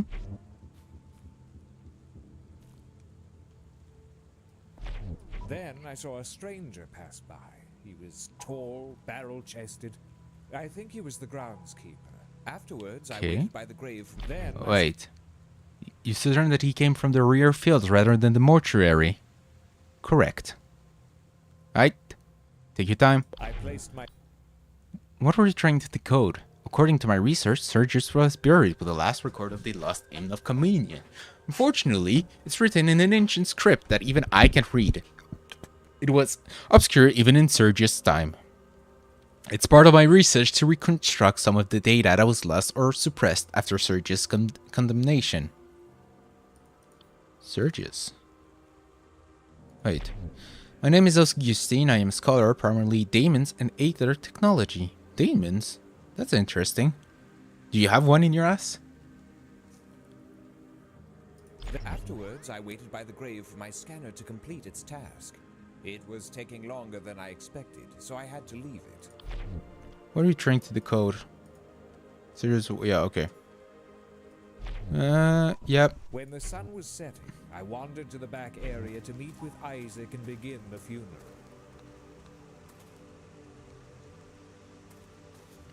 At sunset, I wandered to the back area to meet with Isaac. I was surprised to find an open grave with something inside. I was horrified to discover that it was Isaac's dead body. That's when I called for help. Okay, some questions. So you instructed Isaac to meet you in the rear field at dusk? That was planned, yes. I expected to have found the grave and finished decoding by this point. Isaac would meet me in the rear field with the bouquet, and we would attend the funeral. At sunset. Did you see anyone? No, I was the only one near the grave. I was horrified. So you were the first to arrive at the grave? Yes, I was. Well, thank you for all of that. Let's ask about the body, his face. It's as if he just fell asleep. How could this be? He had no enemies. Okay, so the Aether scanner is yours. That's my Aether scanner. I use it to parse them into glyphs. I'll leave. Okay, so that is one testimony done.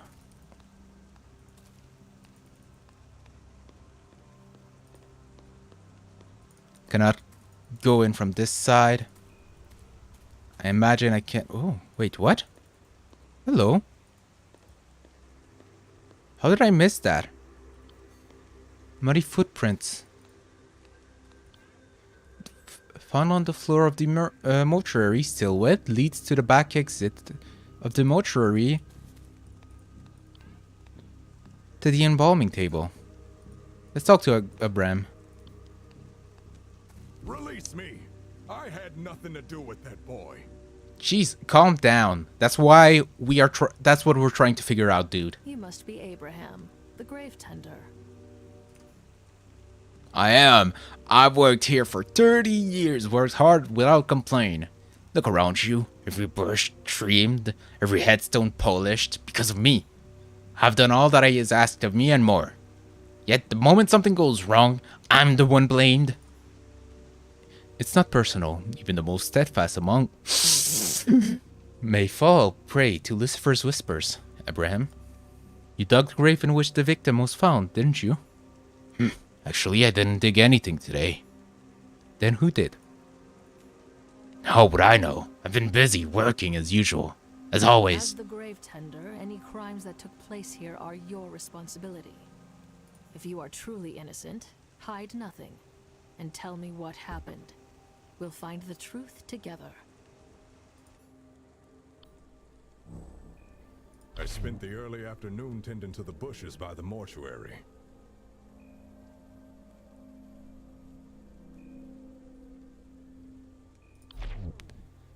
Are you claiming that, Dan, that you didn't dig the grave? Right, that's what I said. I was busy with bushes. Okay.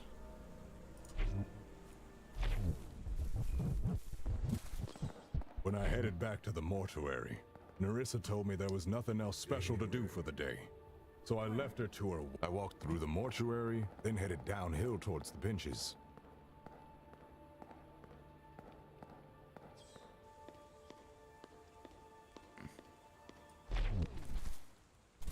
I spent the remainder of the afternoon resting on a bench. Suddenly, I heard someone call for help from the back field. I ran over, surprised to see a dead body in the grave. Well, that's a fucking lie. Afternoon resting on a bench.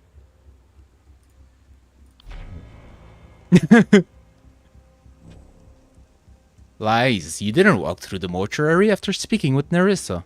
You passed by the grave. Augustin saw you coming from the backfields. Fine, I did walk through the backfields, past the grave I dug. People's always blamed me for things I didn't do, so I didn't think you'd believe me. I'm sorry. I haven't said I believe you yet, but we'll see. What was in the grave when you passed by it? Nothing. There was nobody, no blood, nothing. So how about you... I spent the early afternoon tending to the bushes by the mortuary. When I passed by the grave, it was still empty, ready for the funeral.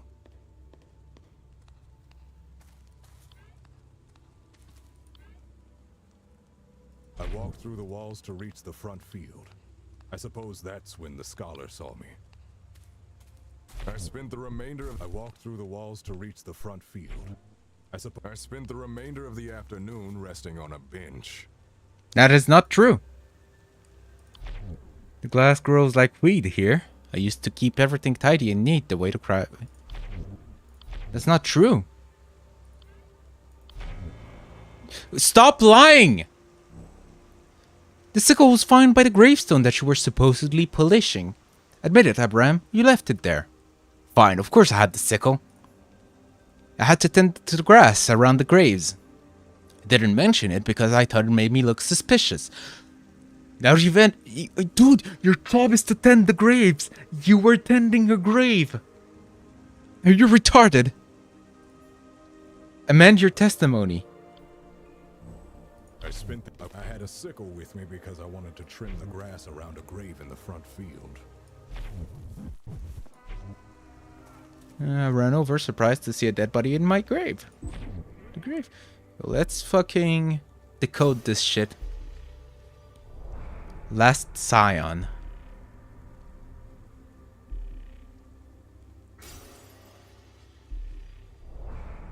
Grief. There's still some left.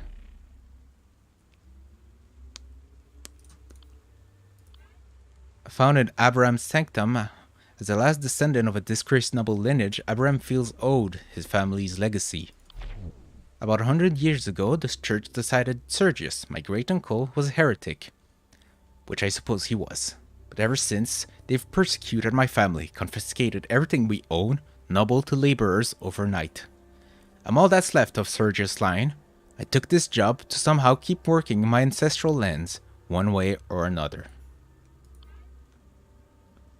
I was bitter when I started out, but I've discovered the work suits me. Maybe it was all Ain Saf's plan after all. I will never forget that night. Someone torched our home, trying to burn us alive. Of course, the guards never caught the arsonist. How could they? Well, it almost certainly was one of their own. Okay. I spent the early afternoon tending to the bushes by the mortuary. It was an accident. It's so strange to have a murder after all these years without any. Unfortunately, we're sure, Brown. This was Damon's work. Pity, and the boy's so young too. I suppose if it's part of Ain Saf's will, somehow. Well, it wasn't.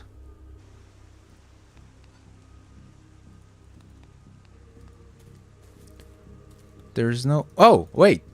Yeah, Abraham, can I ask you about the muddy footprints? These can be any... these can be my footprints. It's true that I went inside the mortuary after working outside, but that was before the rain. Okay.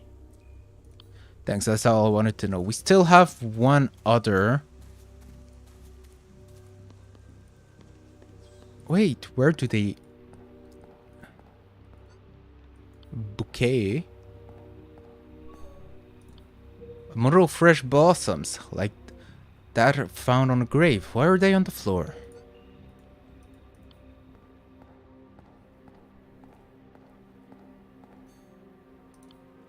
Found hanging in the back area of the mortuary. Heavy, bulky, and caked with dirt. Fucking Abraham, come here, lying sack shit. I spent the early afternoon tending to the bush. That's my shovel. It's built to last. Good workmanship. Contradict shovel, you used it recently. You dumbass! You might trim the edges most days, but you didn't today, did you? The dirt on your shovel indicates that you did, in truth, dig the grave. That's true. It's a normal part of my job. I shouldn't have lied about it, I know. Fucking dumbass. I worried that if I told the truth, I thought you'd think I killed that boy, but I didn't. When you lie to me, you veil the truth from the eye of Ain Saf, and you make yourself look really fucking suspicious. Speak the truth now. There's no room for error in this investigation. Fine, I dug the grave for the funeral, just doing my job, but it was empty when I left it.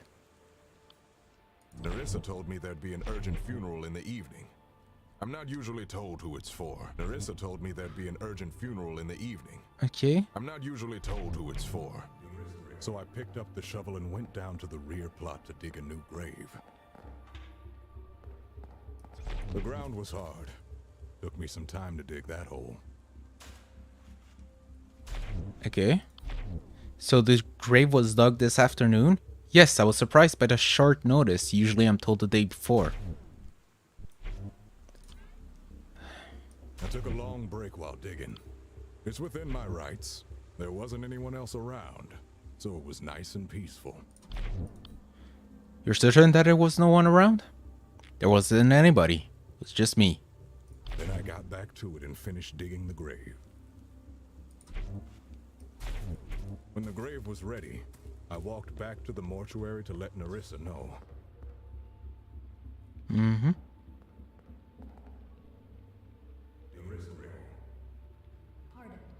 When I passed by the grave, it was still empty, ready for the funeral. Okay. So what was the last one? Integrity.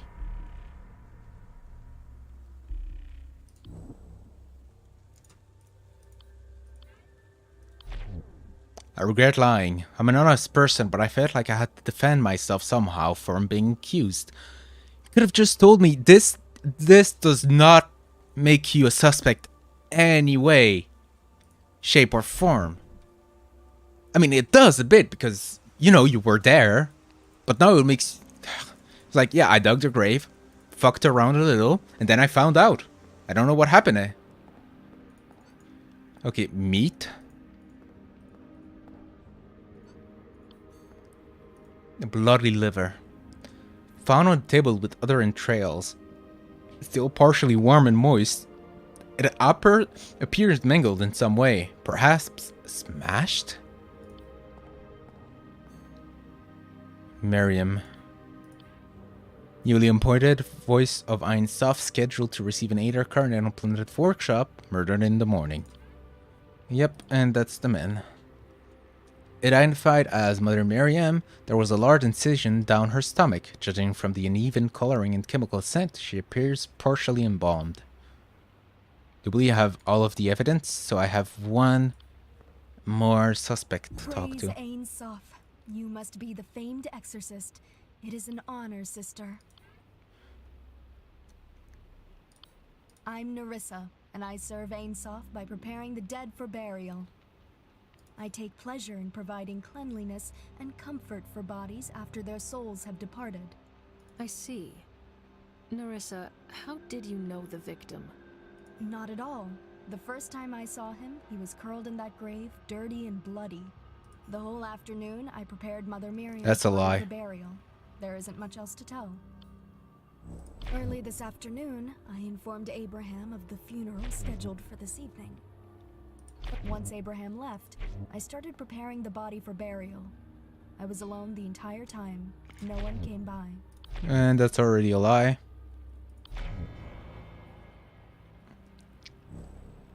Lies, Nerissa.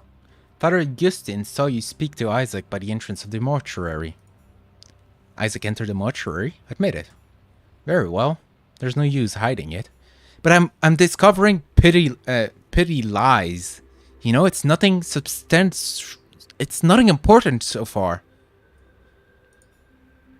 The victim only stopped by for a moment. The truth is, early this afternoon, I informed Abraham of the funeral scheduled for this evening. The truth is that the apprentice did come by. He asked for a bouquet for the funeral later that day.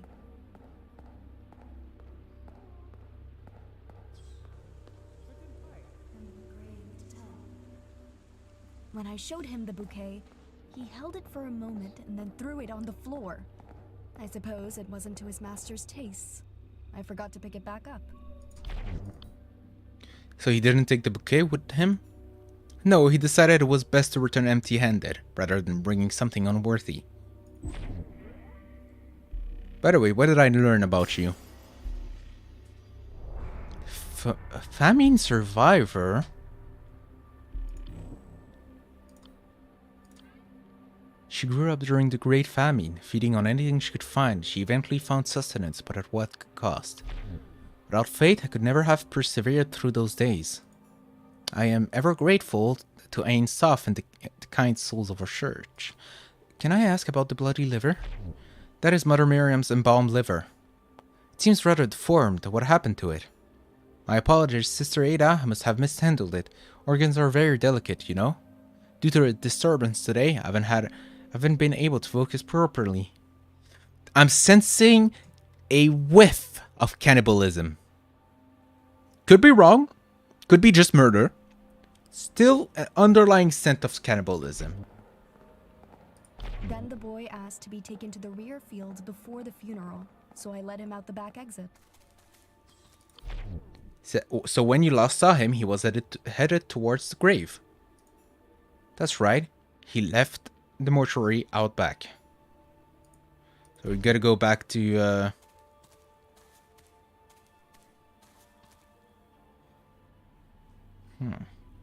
So then she dismissed him. Mid-afternoon, Abraham barged into the mortuary, bellowing that the grave is now ready. I sent him away to focus. After Abraham's disturbance, I completed the embalming to the best of my humble abilities. To the best of your abilities, yeah. So you consider your work complete then?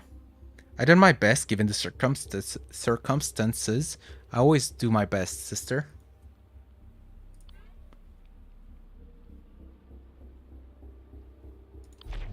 Mother Miriam, this was the body I was preparing for the funeral tonight. Horrible way to die, at least her inner organs are intact.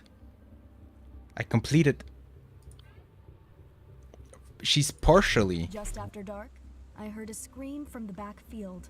A dead body was found. After Abraham's disturbance, She was only... embalming to the best of my humble abilities. She was only partially... What are you talking about? You dumb whore. The body on the embalming tables was a clear incision that remains unsealed. How could you possibly claim that it was ready for burial? Sister Ada, I truly tried my best, but I could not finish the preparation in time. For you see, I misplaced my surgical tool. It seems I searched all over the mortuary for it, but I could not find it anywhere. First, let's do that.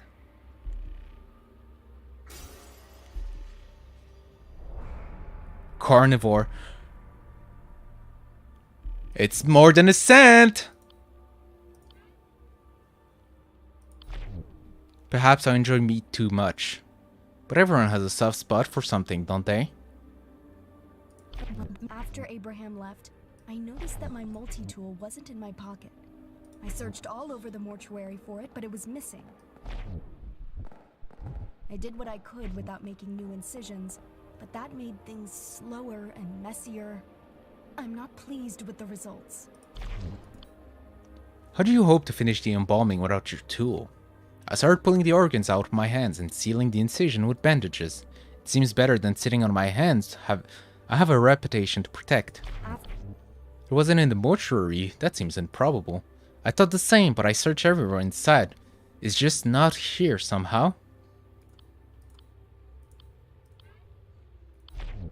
I apologize for the filth. Normally the mortuary is kept pristine, I assure you, but today is hardly a normal day. I found your multi-tool, Nerissa. I am grateful, Sister Ada. Where did you find this? It was lying in the grass near the rear staircase. Possible, unless someone else had stolen it. I searched all over the mortuary, but it was missing. But you went outside to look for it. So you were outside. Explain these muddy footprints, Nerissa. They indicate that someone left and then returned to the mortuary during the rain. More precisely, back to the embalming. Given that Father Augustine remained outside and that Abraham left before the rain, these must be your footprints. I'm sorry, Sister Ada, for the lies and for the filth. I can't wait to clean it up. First, clean up your testimony. I admit that I did step outside, briefly to search for the multi-tool, but since it was raining, I couldn't find anything, so the embalming remains steadily unfinished. After Abraham left, I was desperate to find the tool to finish my work. I tried searching outside, but I couldn't find anything in the rain. I did what I could without making new incisions.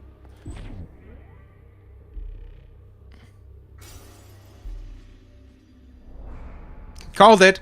Called it!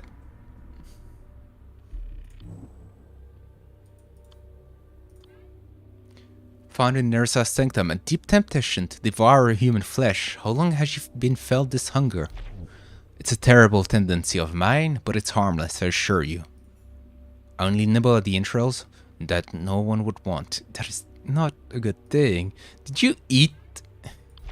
That is Mother Miriam's embalmed liver. It seems rather deformed. Listen, hold it. Discover grave. Okay, head toward. Okay, admire statue. Arrive.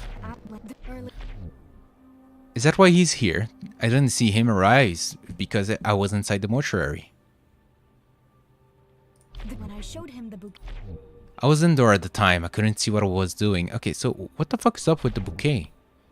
So he didn't take the bouquet with him. No, he decided it was best to return empty-handed. Yeah, I asked. So this is the bouquet? I prepared these for visitors to the cemetery. You would be surprised how often people forget to bring anything to honor their loved one. And it makes for great spices in need when you need it. Okay, Augustine. Then I passed through the graveyard until I saw the statue of Saint Walpurga. I have no reason to doubt that he showed the bouquet. But I wonder why Isaac would leave the bouquet at the mortuary. I didn't think he feared my disapproval so much. Perhaps he was more sensitive than I knew. Well, did you know she's a cannibal? I don't know anything about this. Yeah, that's why I'm telling you. If that's true, then Isaac must have died near the grave.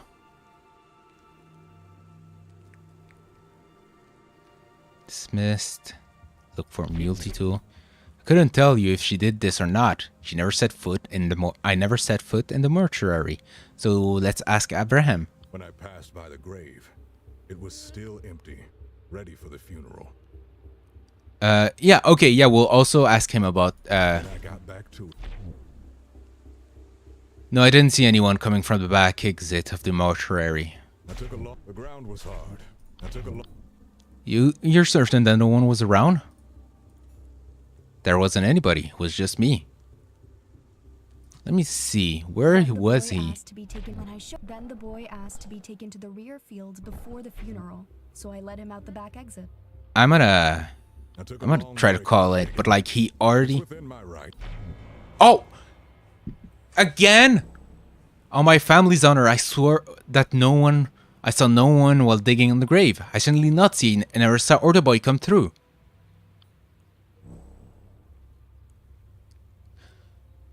Oh, so Nerissa is lying.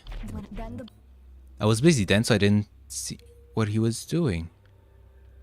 Despite confidence that following is true, I took the long break while digging. Within my right, so there wasn't anyone else. When I showed him.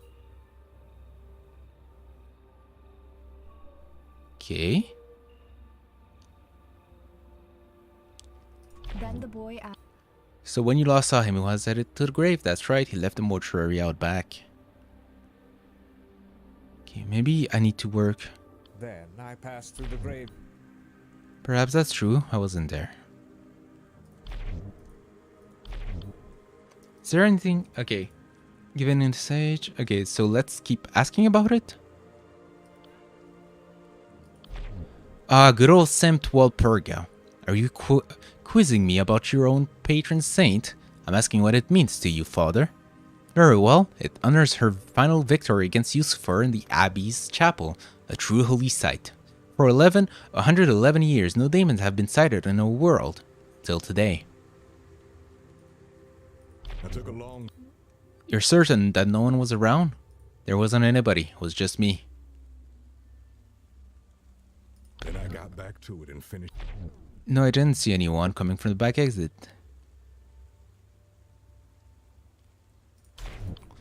So the gaze, yes, I was surprised by the short notice. Okay, so, yeah. Head to the mortuary. Was ready. You didn't run into anyone? Nope. No one passed by me.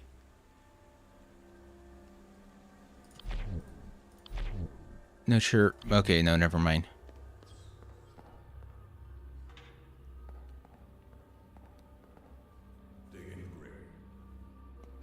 Digging the grave, yep. When I passed by the grave, it was still empty, ready for the funeral.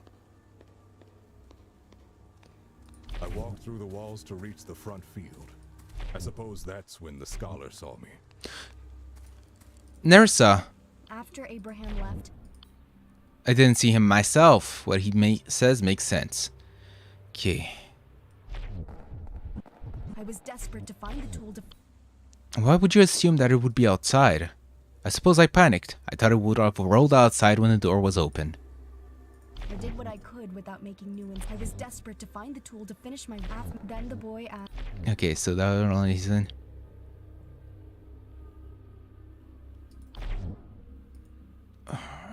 Hey.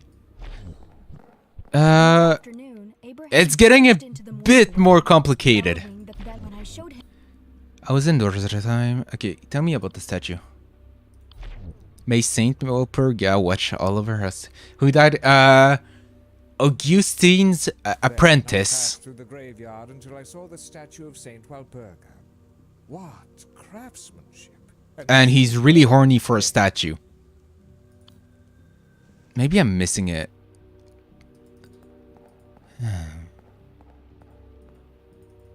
Anyway. Kids in there.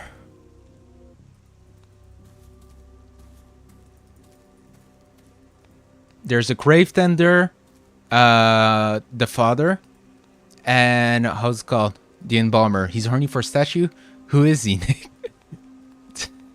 It's a fucking Augustine. And he really likes this statue. By the way, the coroner, the embalmer, is cannibal. To no one's surprise. Like, I guessed it the moment she's like, oh yeah, I'm a coroner. And I also survived a, oh. Visit by Father Augustine, unrestricted access granted. The crowd showed 2 notable entries for today, both explicitly authorized by Abbot Gregory. Okay. It's called...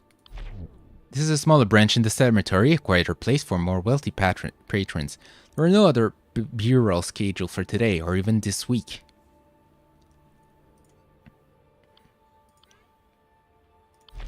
I don't know anything about this. Nerissa handles all the scheduling and tells me when I need to do something. I mean, listen, she's not eating anyone's alive.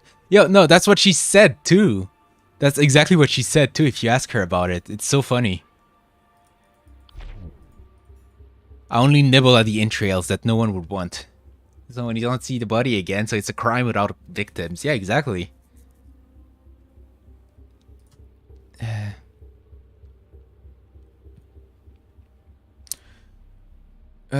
Abraham, you did not see him? I didn't see him myself since I was busy with the headstone. But it makes sense, doesn't it? It's the only time he could have headed towards the grave. Only arrived after he called for help, so I didn't see what he was doing. Okay, so... was hard. Took me some time to dig that hole. Let's go back to Augustine. I passed through the graveyard until I saw the statue of Saint Walpurga. I arrived at the graveyard with Isaac for Mother Miriam's funeral. Isaac headed to the mortuary on a minor errand. Let's ask about the graveyard schedule. Yes, as you can see, Mother Miriam's funeral is scheduled here. I have to pay my respect. The ceremony was rushed, but I promise you I bet I'd do right by her. I'm not a cannibal, but I don't like wasting stuff, you know? That's why I'm also pro grave robbing. That's a joke from a fucking Russian Badger video, but I still agree with it. I placed my scanner in front of the gravestone. It would take some time to decode the etchings. It took me a little... I placed my scanner in... Then I saw a stranger pass by. He was tall, barrel-chested. Afterwards, I waited by the... Afterwards, I waited by the grave for my scanner to complete its task. When the sun was setting, I wandered to the back area to meet with Isaac and begin the funeral.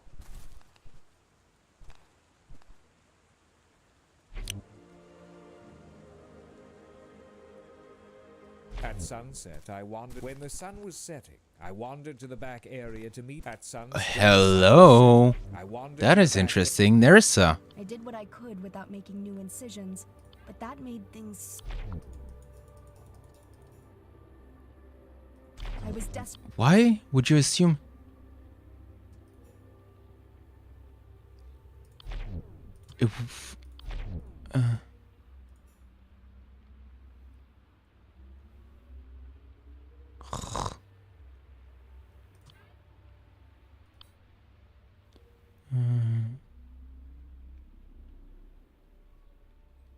So you took Isaac to exit, arrive for funeral, admire statue, search for grave. It took me a little while, but I found it, the grave of Sergius. Place a scanner in front of the gravestone. It would take some time to decode the etchings. When the sun was setting, I wandered to the back area to meet with Isaac. I don't think that contradicts. At sunset, I wandered to the back area to meet with Isaac.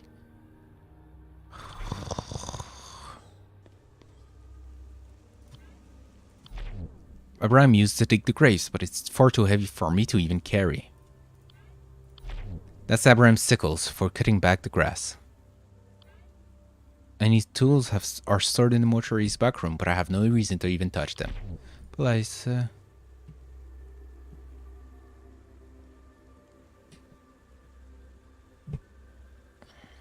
After Abraham left, I noticed that my multi-tool wasn't in mid-afternoon. Then the boy, when I showed the truth early this afternoon, I informed Abraham of the funeral. The truth is that the apprentice did come by. He asked for a bouquet for the funeral. When I showed him the bouquet, he held it for a moment and then threw it on the floor. I suppose it wasn't to his master's tastes. I forgot to pick it back up. I don't know anything about him. Do you know about Abraham's history? Well,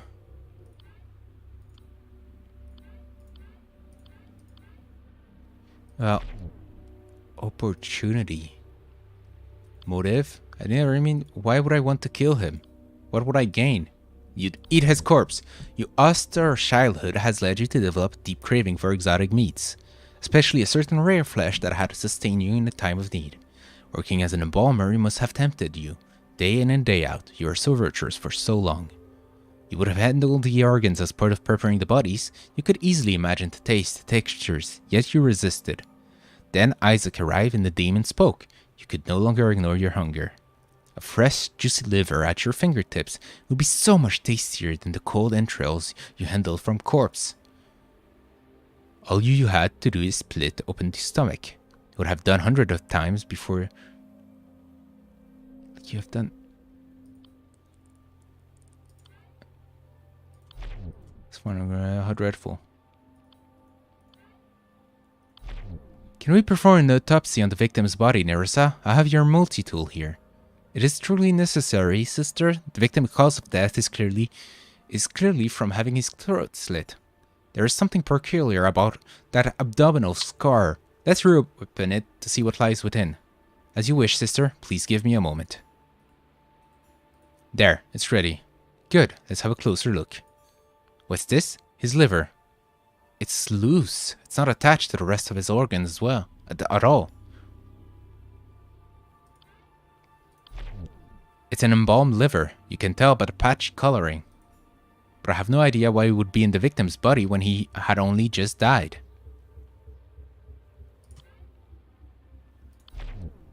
That is... It seems rather deformed. Oh.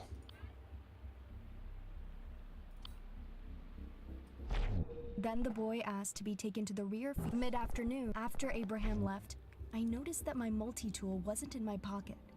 I searched all over the mortuary for it, but it was missing.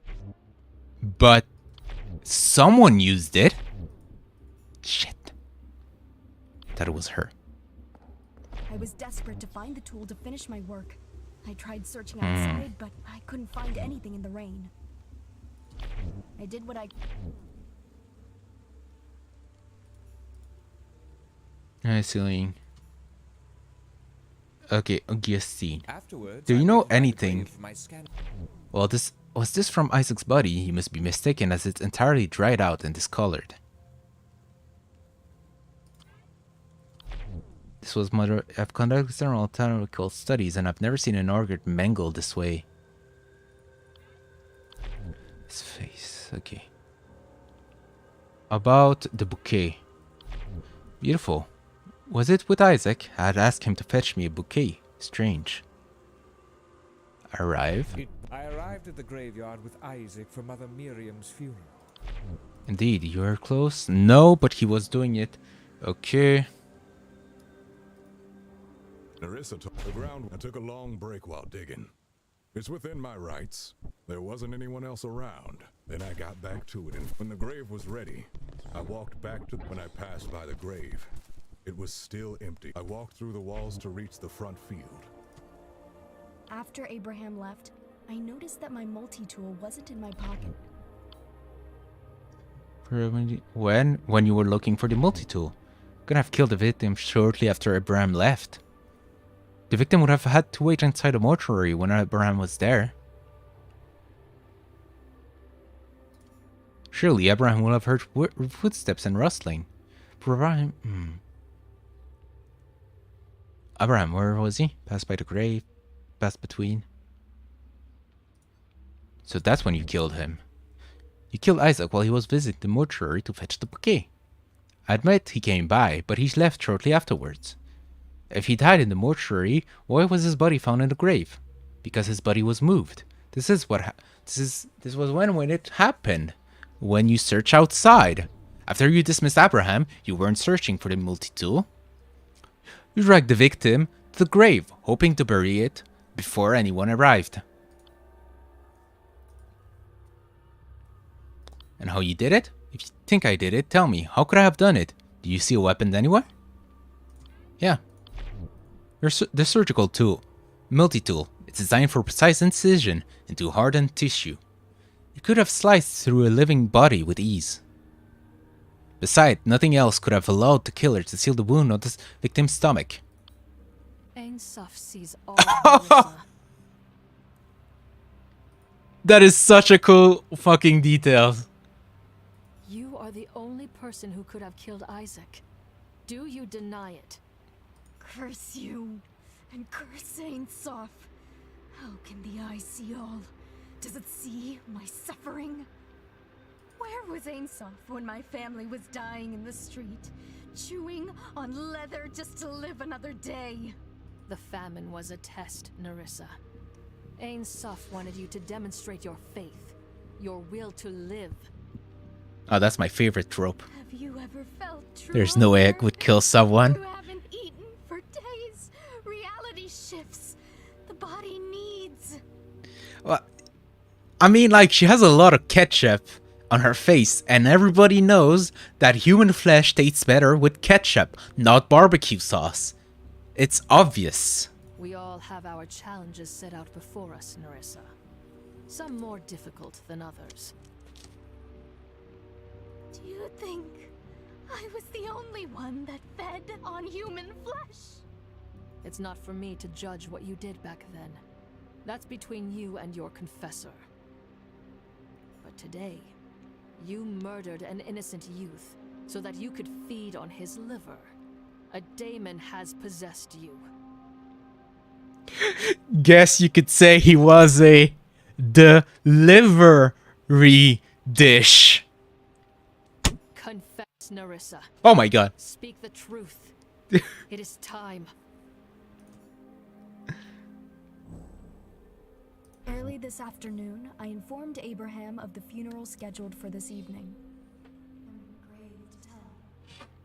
The truth is, that boy did come by.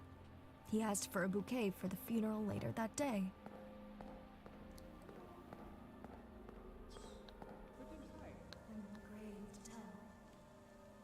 When I brought him to the bouquet table, I don't know what came over me. The hunger clenched my belly suddenly. I've seen the butchers do it. It only took a quick slash to his throat, and he fell to the floor. I knew where to get the best cut. His liver. It was still warm. I couldn't believe the taste. Like nothing I've eaten before. Heavenly.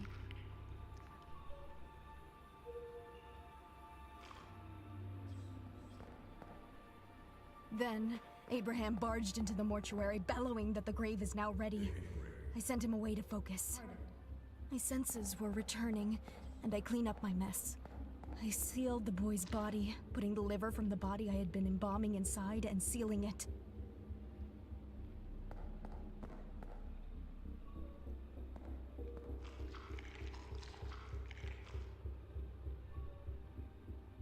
I carried him to the new grave and quickly tossed him in.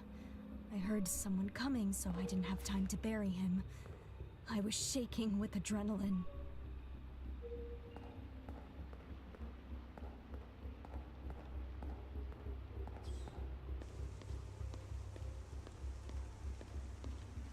Your Honor, my client is not guilty. She was just hungry. In my hurry to return to the mortuary, my multi-tool must have slipped out of my apron's pocket. I stored what was left of the liver among the other entrails, hoping to finish it later. I wanted to savor its deep, rich flavors. Sooner than I anticipated, I heard a scream from the backfield. Someone had already discovered the body. Hey, what's up? Is there any more left? I mean, oh my god! A dead body.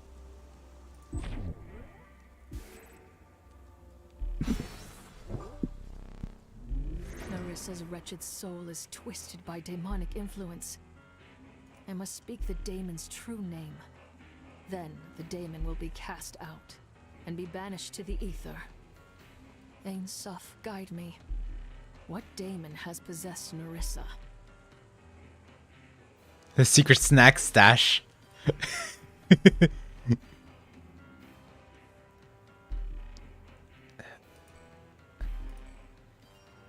Simple-minded daemon that debilitates the host, turning them into feral beasts. The host is compelled to consume stranger and filthier things until nothing remains of their humanity. Speak the name, Hillary Clinton.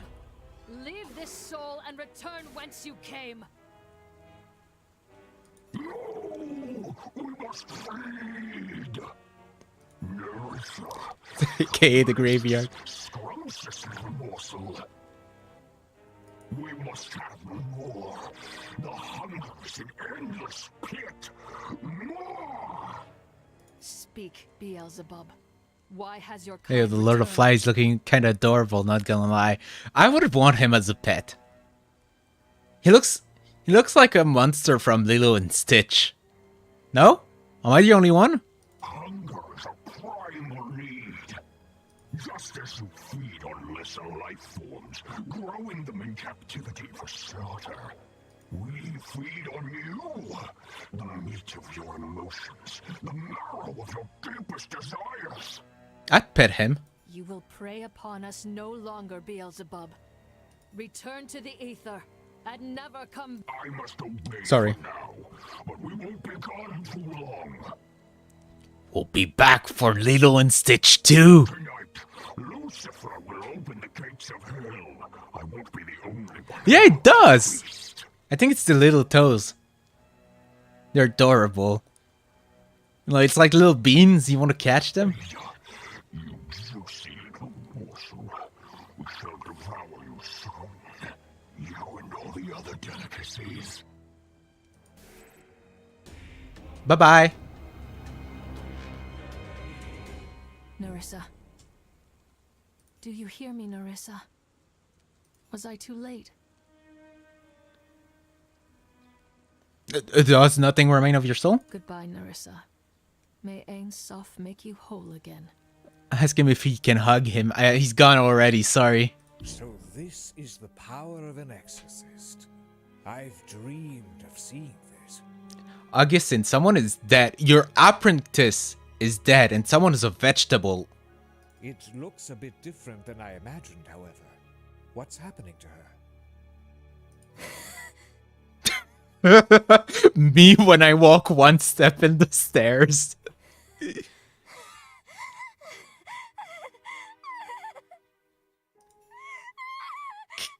Can I hug you? Even she thinks your joke is funny, Leo. Man, you should get a Netflix special. Ada, look out! Huh? Exclamation point! Exclamation point! Exclamation point! Exclamation point! Exclamation point! Halt, Nerissa! He smacked the bitch. Good. I've stunned her. Are you alright, Sister Ada? Yes. You came just in time. My thanks, Virgil. Ein Soph, save us! Another possession! Another killing! How is this possible? Who is responsible? You're dumbass for not burning the bodies. Virgil, you have failed us. How could you allow this to happen? Yo, Gregory, eat shit and die. Fortunately, Father, I believe you are primarily responsible. We should have listened to Ada. Just tightly closed eyes, smiling face with tightly closed eyes, smiling face with tightly closed eyes, smiling face with tightly closed eyes. She warned us about the contaminated body, and its demons spread, just as she said. We must act now. We can't waste any more time bickering about who's to blame. Who's to blame is not important now, Gregory. We need to burn the bodies. The daemon within Nerissa spoke of Lucifer's return. He walks among us. It's perverse that they would return now on the holiest of days. Why? Are we being punished? It doesn't matter why. The Abbey is unsafe, Father. Cancel the Mass. Send the pilgrims home. If you proceed, you are risking all their lives. No, Father. You must stay. Augustine, I will punch you. Worked too hard for this moment. I have decoded the ancient hymn of communion. The Mass can proceed as planned. Augustine, you will end up on top of that statue. This chance will not come again for another century. It's literally the last chance we have in our lifetimes. You will reenact the end of the first half of the third episode. Sorry, you will reenact the end of the third episode of JoJo Bizarre Adventure Part 1, Phantom Blood. What is the significance of that hymn? Why must it be sung tonight? According to Augustine's research, it honors Saint Walpurga and her victory in a way uniquely pleasing to Ein Sof. I mean, the twist is really fucking obvious, but I'm not gonna say it. I protest. But if you absolutely must hold the Mass, at least allow me to guard you at the altar. You are putting yourself in danger. What if you were possessed? That may be unwise, Father. Surely if things are as dangerous as you say, nobody should be trusted. Including you, dumb shit. Fucking hell. You went from an 8 to a 5. How do we know this supposed exorcist Knowledge is not deep the lord. pawn of That's the Lucifer? third episode! That's literally the third episode. What do you mean, deep knowledge? Did you know that Naruto was in a team? Was in Team 7 with Sakura and Sasuke? Yeah, that's some deep Naruto lore. That's absurd! You witnessed the exorcism! Oh, Dumbass. No, I saw her turn a woman into a rabid beast. What really transpired in the ether when she supposedly exorcised these demons? When she made someone covered in blood admit that she was a cannibal and that she killed your apprentice. But you'd surprise how many JoJo fans didn't watch it. Yeah, that's why I spit on them, Leo. If you don't like the first part, I mean, like, okay, no, that's something I don't understand. Like, skip parts. Why would you? Just watch it. If you don't like it, you don't like it. I mean, yeah, okay, even if the first part is weaker, I still like it. I'll be honest. Part 1 is better than part 3. I'll admit it. I'll fucking die on that hill. She invokes the demons' names. She knows them more intimately than any of us. I speak their names to control them and then Kinda banish weak, them. but skipping it is kinda disrespectful. this. True. Or perhaps you are being used by them. How would we know? I literally discovered the killer. I unmasked the killer in front of you. The only thing that possesses me is the flame of Ein Sof. I shouldn't have to defend myself. Yeah, true. Part 3 was more of a monster of the week. It was more like a regular cartoon than like the stories of part 1 and 2. Yeah, and Speedwagon. Fucking checkmate. Actually, what Part Augustine skippers. says makes sense. We should be extra cautious, just in case. Gregory. Did they choose you from a list of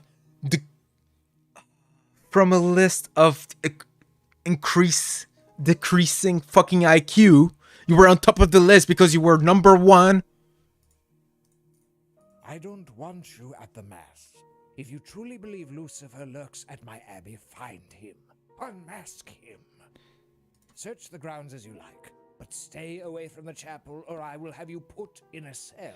Literally, if I was Ada, I'd fucking wait right next to the fucking door, like fucking trimming my nails or whatever. The moment someone screams because there's a murder, I fucking knock the doors down and I'm like, who would have fucking guessed? Nothing can be permitted to interrupt the mass especially after the events of today. Saint Walpurga deserves to be honored for her victories. Gregory, you're so fucking retarded. Inquisitor, Augustine, come. We have much to prepare. Very wise, Father. As always. Farewell, sister. It would be best if you were wrong, Ada. But I'm That's filled because with it dread. is. Lucifer will strike tonight, Virgil. I only pray he strikes at me instead of at the Mass. Stay vigilant. Poisoned by Father Augustine. Poisoned by Father Augustine against me, Abbot Gregory ordered I remain outside the chapel for this Mass. For his Mass, at midnight, the gathered pilgrim lifted their voice in praise to Ein Sof, but they were cut short by a thunderous crash. Another soul taken. $5, $5 that it's Gregory who died. Virgil, where's Abbot Gregory? What interrupted his Mass? The abbot. His death Called was an it. interruption. A third murder, I'm afraid. The lights went out during Mass. Ada is a tragedy magnet. She's legit like the Scooby-Doo gang. Wherever she goes, someone dies. No. Okay, Leo, I'm gonna give you a little spoiler, okay? If you haven't figured it out. Augustine is the bad guy. Just like, why is a detective on every single fucking crime scene? Because I'm investigating the crime scene. Suspicious. How do you know how he killed him? Because I investigated. Suspicious. And how did you know the name of the demons? I have to exorcise them. Suspicious. Like, shut the fuck up. Moments later, the statue of Saint Walpurga crashed down from the ceiling, impaling Abbot Gregory with its spear. Is that a JoJo reference? An assassination, then. But why? I think Ada is the bad guy. She just blamed the dead of that other guy on that innocent cannibal girl who did nothing wrong. She only wanted a nibble through. Well, she used ketchup on cannibal meat. I mean, that's what I said was right. So We must yeah, she was. determine who is possessed immediately. Examining the facts will reveal Ein Sof's truth. It's just like Ada comes in. It's like, you cannot be here. The abbot told you to not come in this room. Oh yeah, ask him if I can or cannot be there. They look at the corpse. They look back at her. Yeah, fair enough.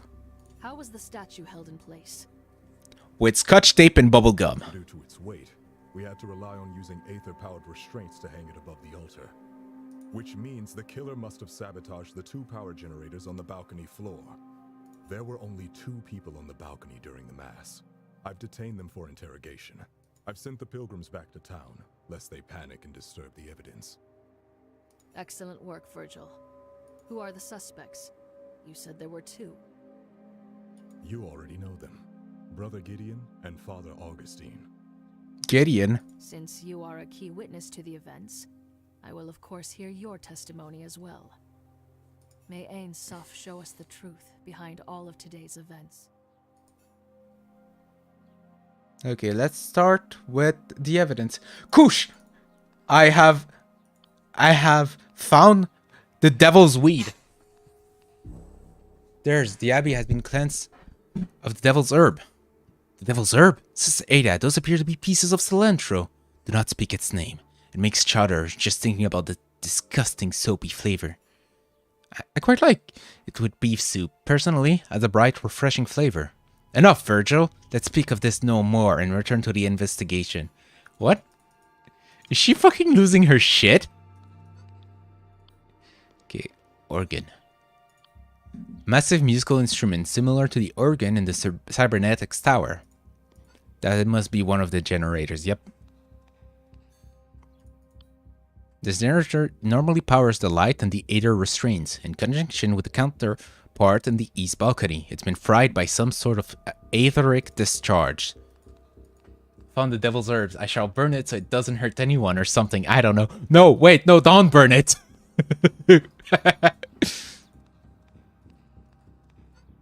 I shall burn it in this roll of paper and inhale the smoke to avoid anybody from suffering from it.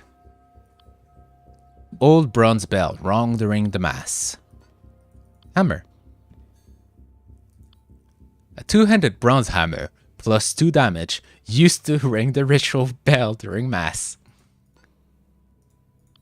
Ooh, it scales with strength. Found near the power generator in the east balcony, overloaded and shattered to bits. Cybernetics remains. East generator. The generator normally powers the light and the aether restraints, in conjunction, blah blah blah, fried.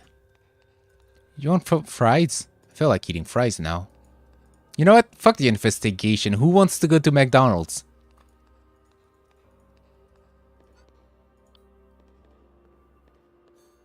Okay, statue.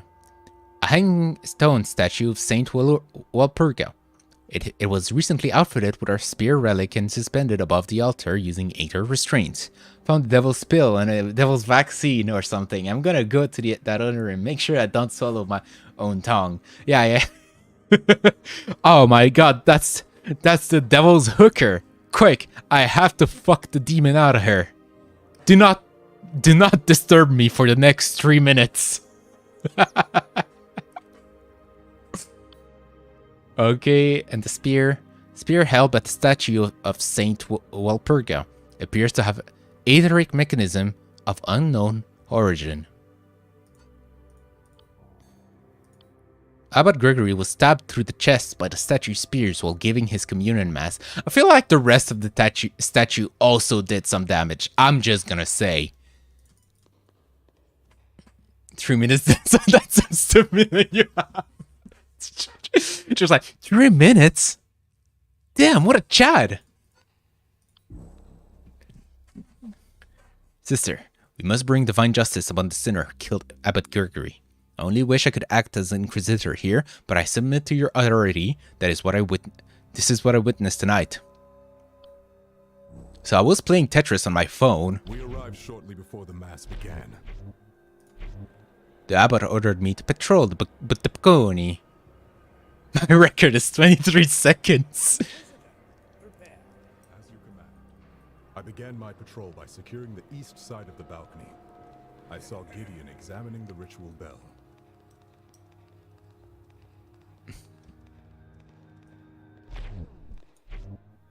Mm-hmm. Then, I patrolled the south balcony. Okay, wait. While you were here on the east balcony, did you notice anything strange? Nothing of note. The generator seemed fine, at least to my eyes. Cybernetic remains. These were found by the east generator. I have no idea what they are. Well, you're useless. Okay, let's ask about the body. Other than his crushed chest, there appear to be no other wounds. What about his crushed rest of the body? Was in good health despite his age. Father Augustine brought the statue here the other night. Oh my god! I thought it was dangerous to hang it above the altar, but Abbot Gregory insisted he wanted to glorify Saint Walpurga. Each fucking time, it's like, oh yeah, but I'm sure I could do it faster. The race is on, buddy. You, me, a block of butter, and a lot of and elastics. Let's go behind the dollar store. The spear was. Why did Sashu hold it in the first place? Okay. Then, I patrolled the south balcony. Okay. Did you see anything while you were? Did you? No. Okay. Yeah, I asked him. While you were on this, did you notice anything strange? No, I don't think so. Yeah, he was just walking. He do be walking. Everything appeared to be in order, so I ended my patrol and watched over the chapel. Plays one of the many initial D-banger. One that I don't hear enough is The Top, which is an amazing song. I think it's like actually better than Deja Vu. Oh, maybe that's just my bias because I heard the song so many times.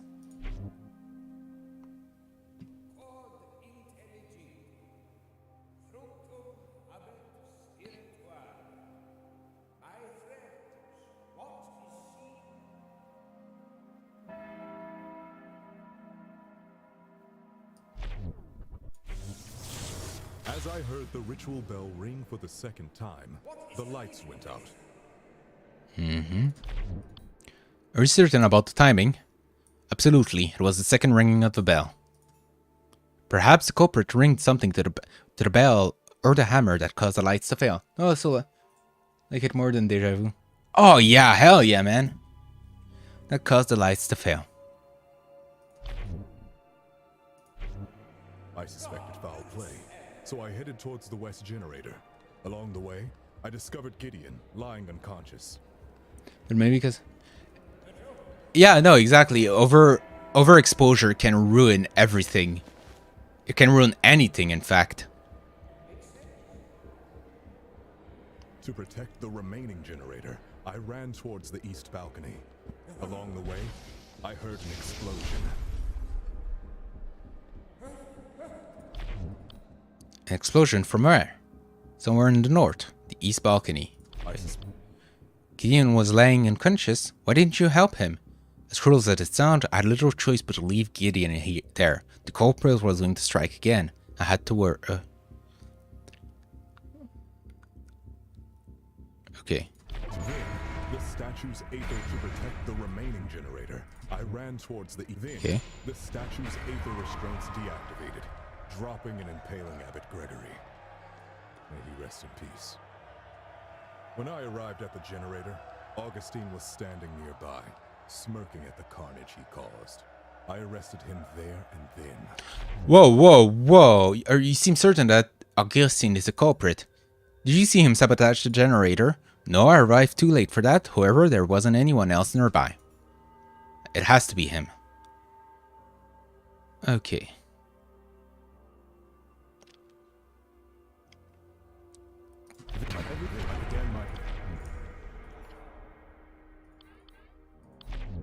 This is the bell that we use for mass. But Abbot Gregory appointed Father Augustine to be the bell ringer. This hammer has been at the abbey since before I was stationed here. Perhaps the culprit used it to attack someone or damage the generator. Okay. I don't have enough facts. Happening? Yet another death? Am I to be blamed again? That's what we're here to Calm find out. yourself, Gideon. Gideon! Calm down! Shut the fuck up! Just keep slapping the shit out of him. I am innocent! Even more, I'm a victim here. I was attacked. Surely that puts me above suspicions. You were attacked? By whom? I couldn't see them. Whoever it was, they attacked me from behind. I was knocked unconscious until the guards found me. Okay. At the start of the night, I was waiting near the organ.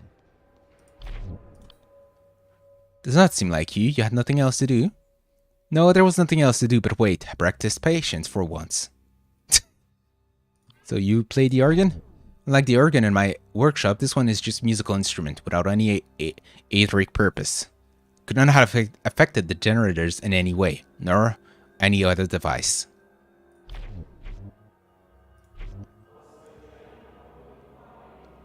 And then Virgil is gonna show up, right? When the mass began, I played the entry hymn on the organ. I think I played well enough, though I didn't have much time to practice it. Why do you think you played it? Was this the hymn of communion from Father Augustine? Yes, it was a magnificent piece. Okay, this is the west generator, right? The generator works in tandem to provide etheric energy to the chapel. Each is a backup for the other. If necessary, only one generator is enough to power critical systems. Such as the statue? We hung the statue just last night. Due to its weight, we could have hold it in its place using ether power to restrain. We could only hold it. Okay, not like you don't like being attacked from behind. I usually... Opening hymn, I Sorry. listened to Abbot Gregory's sermon. It was a pretty good one. I usually like to face my attackers from the front and tensely. Thank you. Indeed, what did Abbot spoke about in the sermon? The end of Ainsof's silence. His excitement was obvious and contagious. I wish I had been right. It'd be so much easier if I could hear Ainsof's voice when I was uncertain.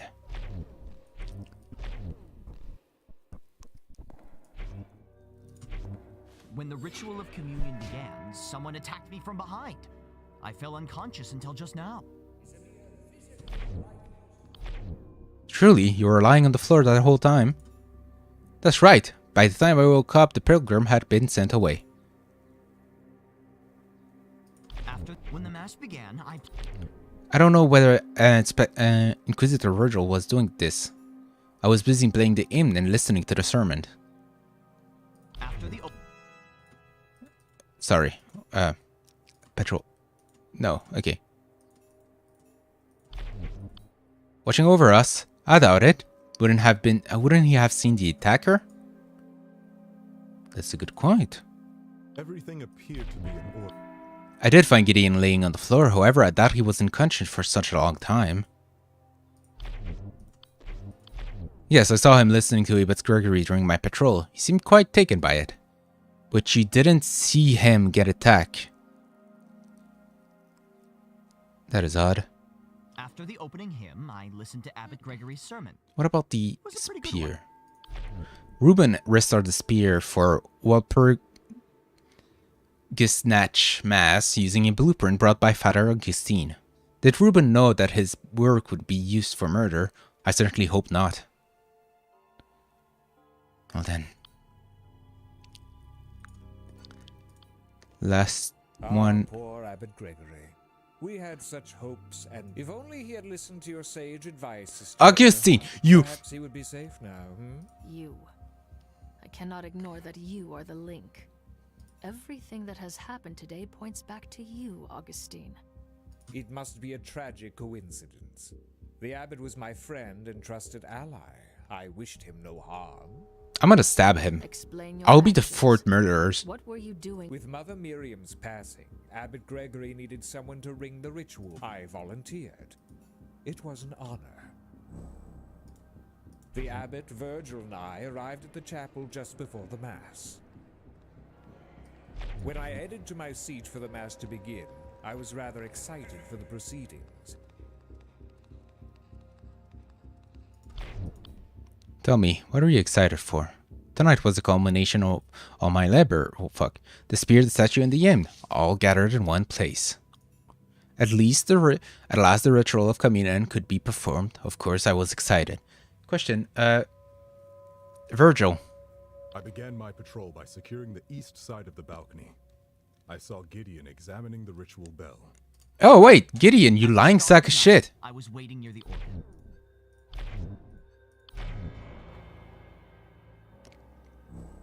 Lies, Gideon. Virgil saw you standing near the ritual bell by prior to... Oh, wow, okay. What were you doing? Really? I'm innocent, but maybe the attack damaged my memory. But what you say does sound familiar. Did I misremember? I do recall being by the bell. When exactly did that happen? Let me think. Given the tragic events of this morning, I examined the condition of the east generator to ensure the safety of the chapel. You checked?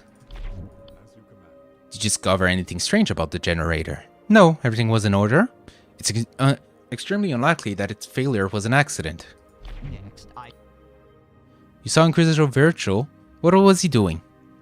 He walked over to the overhang near the altar. I assume he wanted to inspect something.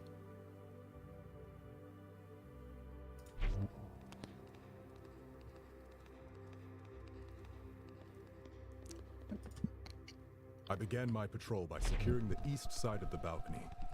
I saw Gideon examining the ritual bell. Why doesn't it... Next, I checked the ritual bell. As I was doing this, I saw Inquisitor Virgil gazing at the altar. Virgil, you were looking at the altar? Yes, I saw him by the bell. Well, you were on the...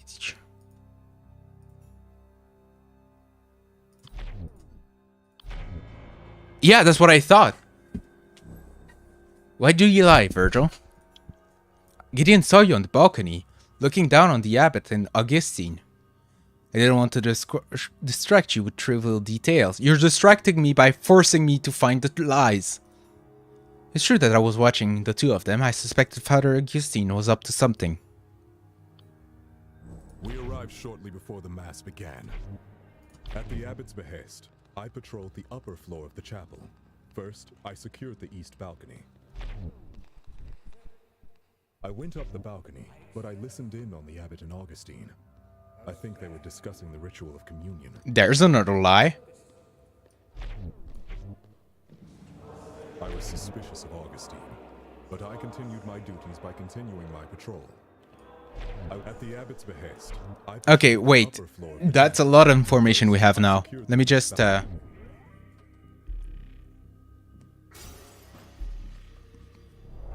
Wrath.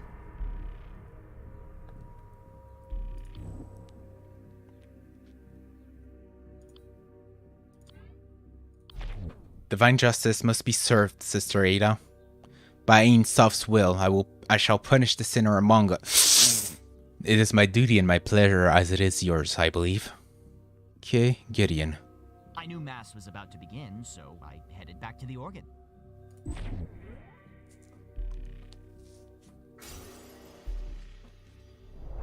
Shattered confidence.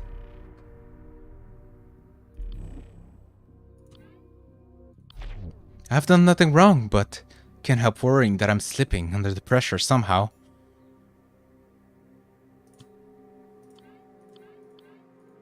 Okay, what do you think about Augustine?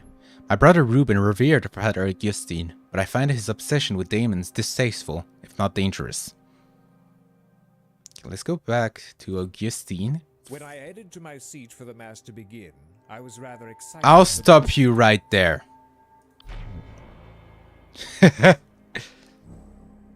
Lies, Virgil. Virgil saw you speak to the abbot. What are you discussing? Ah, he saw us. Very well. Abbot Gregory and I did speak by the altar, it's true. We were discussing the ritual of communion. We wanted everything to be perfect. Why did you... At the altar, the abbot and I discussed the ritual significance of the Mass tonight. Tell me more about your discussion. Despite his bravado, the abbot was shaken by your warnings. Just as the Mass was about to start, he became fearful and asked me whether we ought to stop and send the pilgrim home. Is there anyone here that is not full of shit?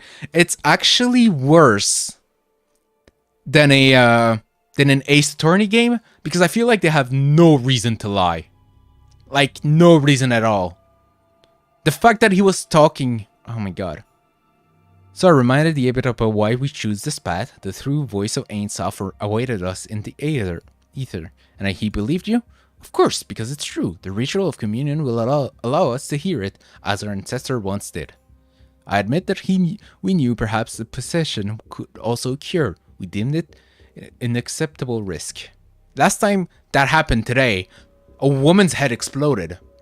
It will be a worthy price to pay in order to restore connection. Hosea wearing my blue shirt, clearly wearing a red shirt. That's exactly it. That's a lot of the contradictions. In order to restore connection to Ain Sof.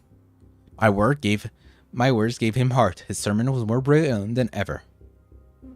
Of course, we didn't expect his own life to be a price, and now the ritual is incomplete anyhow. What a waste. When I headed to my seat for the Mass to begin, I was rather excited for the... Tell me, what were your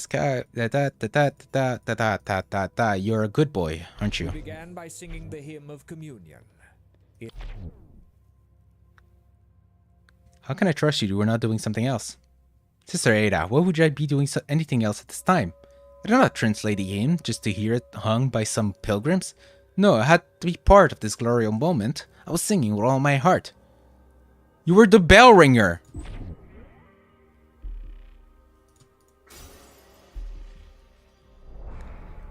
Ritual of communion. But that's what I hate. Like, sometimes it's just pitiful lie. Like, it's not necessary, but like the fact that they're lying gives me a lot more evidence. So it's stupid, but I need Abbot Gregory and I were trying to achieve communion, a state in which Ein Sof can speak directly to our hearts. Ein Sof wasn't always so silent, you know? Everyone would hear his voice, and it was no metaphor. But since demons were sealed away by Saint Walpurga, Ein Sof has also become silent. The church pretends that they can hear what the layfolk can't. What if we could all hear Ein Sof again? The boundary between the physical and ethereal realm are the thinnest at this abbey, where Walpurga has sealed it. On Walpurga... Those fucking names, though. On Walpurgers, it became thinner still, a cyclical resonance every 111 years. By having their faithful sing in unison, we hope to break Walpurga's seal and witness Ein Sof once more. And you did not think about the fucking demons sealed with them. When the sermon started, I headed to the balcony to prepare to ring the bell.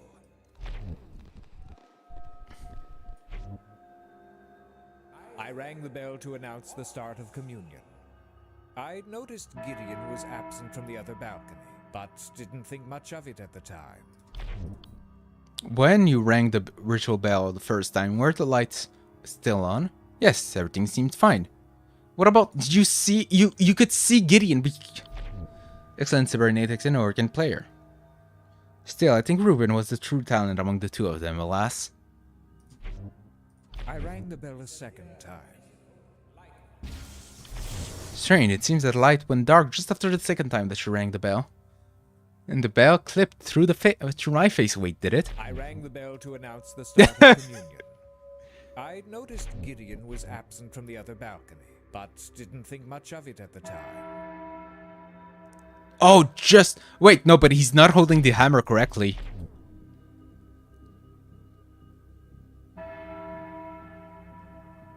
What is going on? The animations is a bit like... iffy? I rang the bell a second time. Suddenly, the lights went out and the chapel was covered in darkness. I stood calmly by the bell, waiting for someone to fix the problem. Wait. Why not investigate the situation yourself? Sister Ada, not everyone is as nosy as you are. It's my job! Hoping the bell would hit him in the face and the laugh track would play. Oh my god, it becomes a Looney Tunes fucking show. Besides, I didn't want to get in the way and ruin any precious evidence or incriminate myself somehow. How did you know? Moments later, the statue dropped from the ceiling. And you saw the statue fall then? Yes, once the Aider restraint deactivated, there was nothing holding it in place at all. And I saw the abbot impaled by the statue. I'll never forget that image. That's when Virgil arrested me. Near the balcony? Near the balcony, you forgot that part, idiot. Liar, when Virgil arrested you, you were not standing by the bell. You were standing near the... Wait, why? Why do we know that this is true? Verified by what? True, but what does a few feet matter? Because it was next to the... You were the only one near the east generator before the statue fell. Perhaps you sabotaged it. Ah, but I only approached the generator because I heard an explosion. Oh, now you're talking about the explosion. I arrived after the sabotage, not before. I saw the abbot impaled by the statue. On the other balcony, I could suddenly the lights. Then I heard an explosion. I discovered that the power generator was damaged.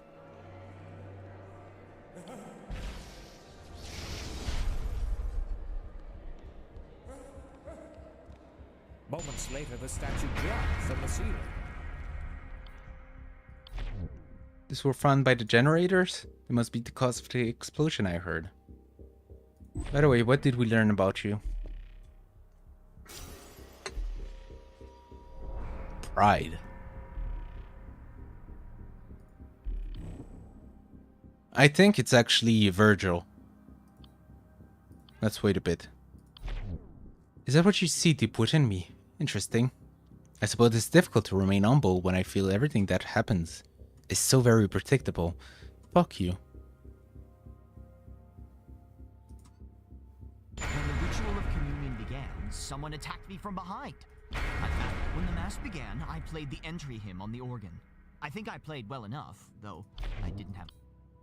Was it the hymn of communion from Father Augustine? Yes, it was a magnificent piece. Virgil.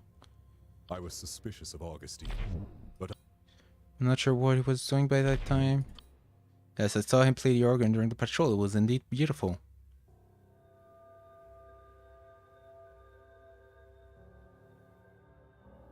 every I super There's when I heard the explosion as well. I suspected foul play.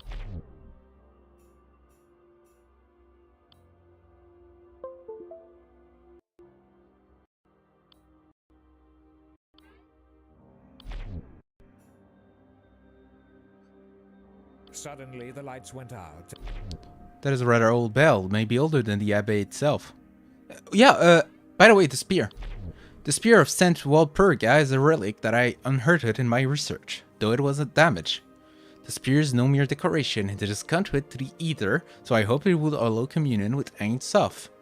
I asked Reuben to make repairs to it so it could be used for the mass. How unfortunate that it was used for a bloody purpose, and on my dear friend. What about the statue? I commissioned the statue for tonight's mass. After all, we are celebrating St. Walpurga's victory over Lucifer. When I headed to my seat for the mass... Tell me, what were you excited for? Okay. Gideon, what do you know about those? He's a genius on that. Did I already ask him about it? Those were found by the Is generator? I had to say, I would have guessed that it used to be an arm. It's a rather advanced model. We've only made these for the Inquisitor. It can be discharged aetheric energy to incapacitate someone. Even supports remote activation, useful for ambushing fugitive, I suppose. Is there any used by Inquisitor King? Virgil. The balcony, but I listened in on the abbot and Augustine. Inquisitor are imbued with a portable aether emitters to enforce the will of Ein Sof. They are non-lethal, of course.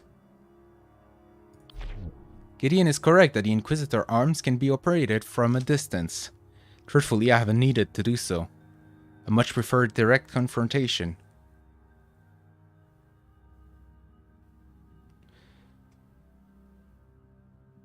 Oh no.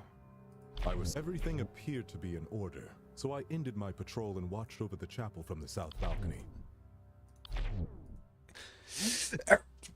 Everything seemed to be in order, so I ignored the men getting attacked. I did find Gideon. It gave me a vantage point.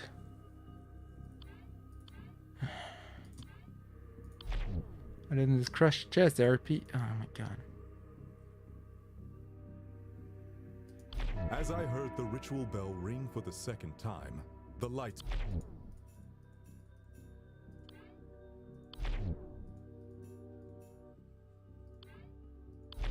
In order to unleash the statue, both generators need to be shut down in quick succession.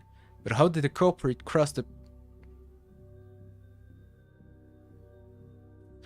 He didn't. He used the Inquisitor. You used the Inquisitor arm.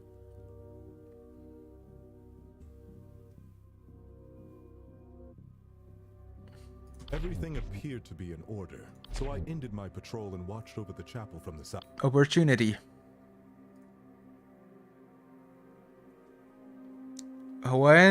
When you went to the east. Okay. Yeah.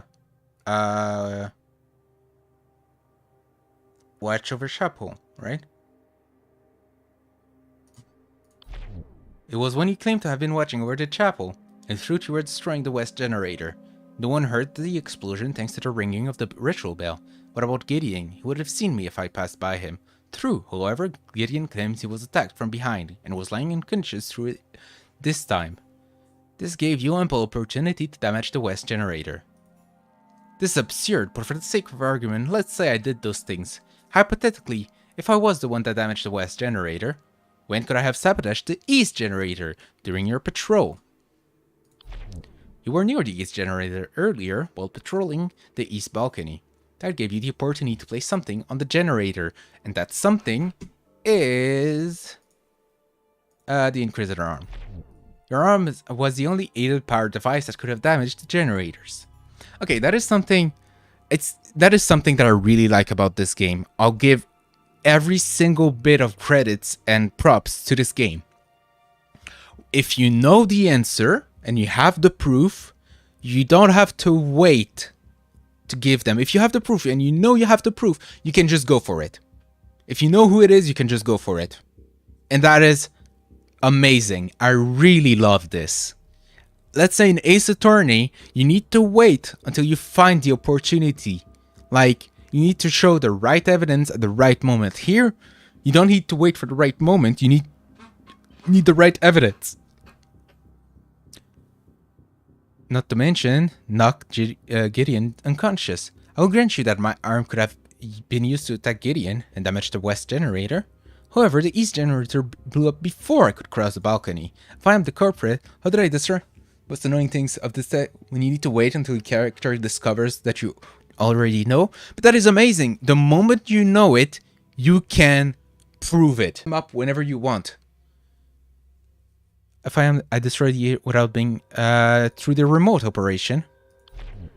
Increased harm have a special design allowing for remote activation. Earlier in the night, buffering. Not sure if it's it is yours this time. But yeah, no, I agree with you, Leo. And the fact, okay, as I was saying, the fact that you have the timeline and the evidence together and you don't have to wait for the game to give them to you, as in like you need a certain testimony to trigger, you have a more active role than Ace Attorney. You ask the questions, you uncover the lies. You don't need to wait for the, I don't know how to say it, but it's way more, you participate more on it. I don't know how to put it in words, but I like it more. Early in the night, you detach your right arm, place it on the east generator. Thanks to your cape, no one noticed your missing arm. After you attack Gideon and damage the west generator, with your remaining arm, you activated the left arm to damage the east generator. Your motive is that you were angry. You were angry. You killed Abbot Gregory because your fate has been twisted into wrath. When you discovered the Abbot Gregory and Augustine might have caused the demonic processions, you decided to become the Fist of Ein Sof and take matters into your own hands. To avenge the soul of the victims and to protect the lives of the innocent. You were... Virgil, you are the only one that could have killed the abbot. It wounds me that you have been corrupted so. I trusted you. I was expecting it to be Augustine, I'll be honest. Yet when I examine the facts, it is the unavoidable truth. Perhaps I am a sinner, but the abbot was too, long before I gained my office. Father Gregory was well deserving of death. Try as I might, I can't regret what I did. And you, Augustine. Smug motherfucker. Punishment for the part you played.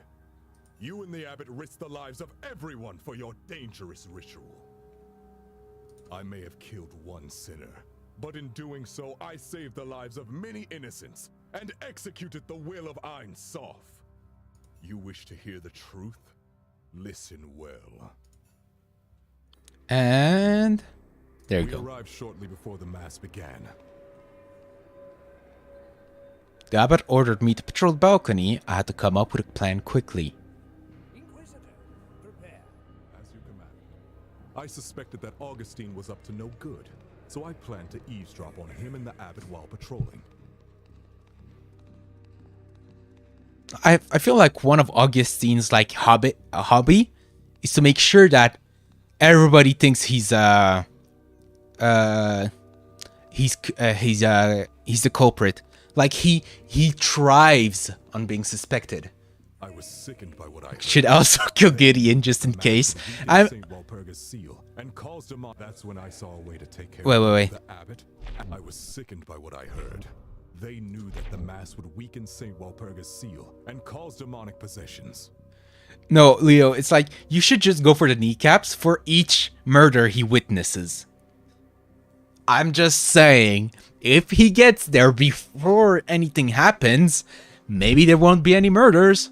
Like, because let's be honest, you could say the same thing about Ada, but she was never a witness to a murder. So that puts her out of the equation. Dude, he has only so many kneecaps. Exactly. You go at him again.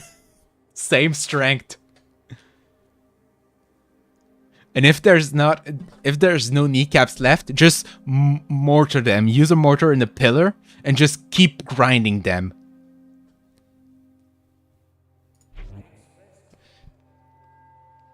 That's when I saw a way to take care of both the abbot and Augustine. First, I attached my right arm to the east generator. And then I put my left arm in. And then, wait, what's the song? Fuck, that joke could have been funny. I pretended to resume my patrol. Through remote activation, I could damage the generator from far away. Using my ability, the Chad Strut, I made my way in no time.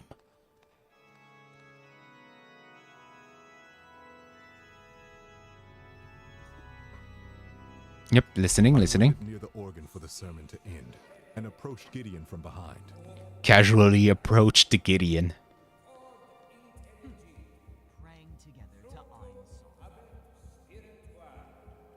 When Augustine rang the bell, I attacked Gideon with my remaining arm.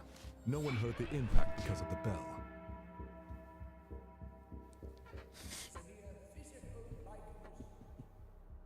When Augustine rang the bell a second time, I used my remaining arm to disable the west power generator.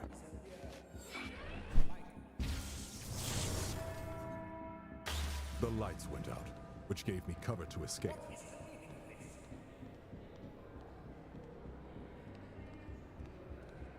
Before the guards could find me, I ran to the south balcony.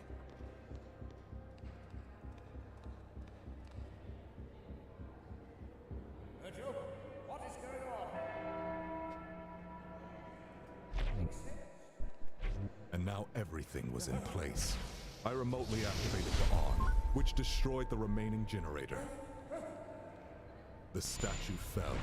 Abbot Gregory was killed, and Augustine was the only one all that remained was to arrest that snake Augustine. Everything went to plan, and thousands of lives were saved. I have no regrets.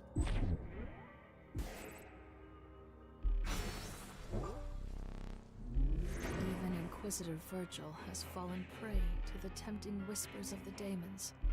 I must speak the daemon's true name. Then the daemon will be cast in Yes, the that we sun. know. Guide me to the truth. That is Has possessed Virgil. Lucifer. Out, Lucifer! Leave this soul and return whence you came. The evocation fail? How could that be? This must be the wrong name. The Prince of Demons and Eternal manifests in the ambitious and strong will. Oh, Satanas, sorry. Out, Satanas! Leave this soul and return whence you I'm came. sorry, got it wrong. First day, sorry. Feel the resonance, exorcist. The most righteous, stalwart servant of the church, corrupted by his own zeal. Beautiful. It usually doesn't happen. Wonder how it is the faithful Get away worship with it too if a meddling girl. Silence! Ain Soph will purify Virgil's soul, Satanas. You are a scourge. Your very nature corrupts men's souls. Even one so strong as Virgil. Let humans be free of vengeance, Satanas. I banish you to the aether! Hate me. Let your blood boil. Anger suits you, exorcist. Besides, we've already won. Oh my god, they were playing. Solve as much as you like. It will all come to the same in the end. We were playing chess, but he was playing checkers for years. No. Oh, okay, yeah, fair. It happens to me all the time. Speak to me, Virgil. Are you safe? Sister Ada, thank you. I wasn't sure I could be cleansed. Not after such sins. I can't look at myself. I failed Ein Sof. I failed my vows. And myself. It's up to you now. Avenge me. Avenge all those who suffered today. We just went over it. Bring Augustine to justice. Glory to Ein Sof. We just went over it. Revenge is not the way. You are victorious, sister.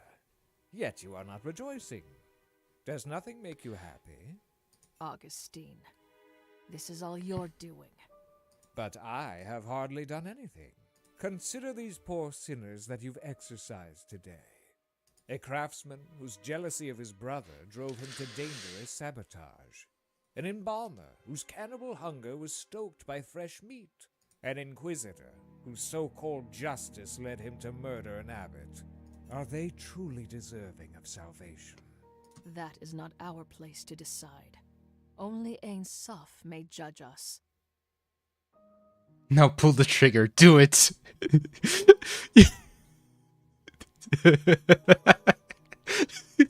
Why did you decide that Gideon was the fucking martyr?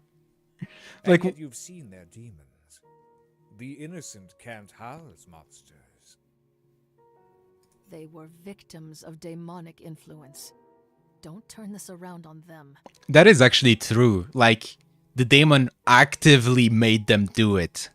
It's true that the Spear of Walpurga hosted demons, with potential for contagion. However, their exposure was merely the catalyst. What happened after was their own will. They would hide their true selves behind false piety. All I have done is unmask their lies. Pick someone to hate and just happen to be Gideon. Tough luck. Man, Leo, you're rough. Eeny, meeny, miny, mo, your life will be a hell now. Nothing personal. Personnel, kiddo. From where you're standing, it looks like 24 karat of bad luck. But truth is, game was rigged from the start. Now, let us unmask the world. Bastard. Father Augustine grasped the spear of Walpurga, the relic resonating with his voice as he cried out. But I heard only an ugliness worse than noise, the ultimate discord, the granting drives of demons. Where is Ein Sof? Where did Father Augustine go? Oh, okay. Yep, that's the end of the world. We lost. This is what it sounds like? To hear the demons? All of them freed? Indeed. Hear all of the ether again at last, clear and strong, no longer through a glass darkly. I can't shut it out. It's maddening. Ein Sof, guide my thoughts. Chaos is the new order, sister. A century of stagnation is ended and will not come again. Chaos is the new order, sister. Orange is the new black, sister. That's an old reference. Oh my god, I'm just showing my age and I'm 21. Am I? Yeah, I'm 21. Sometimes I forget. Used her faith. So shall I. You still don't understand. The hymn of communion opened the spear as a conduit. For 111 years, Ein Sof was sealed away from us. The conduit shattered. It's a rare honor for a scholar to influence history. Rebuilding the spear will be remembered as my life's work. Getting to the point where you forget exactly how old you are. It's because it's not that big of a deal anymore. You know? When you're younger, like, I'm 14, I'm a big man. I'm like, yeah, I'm 21. I can basically do whatever I want. With the demons returned, humanity can take its deserved path to self-destruction. And I, as its shepherd. Jesus, okay. You are merely the sheep, Augustine, not the shepherd. Wake up, people. Your master must reside within you. I shall cast him out and end this madness. Whoop.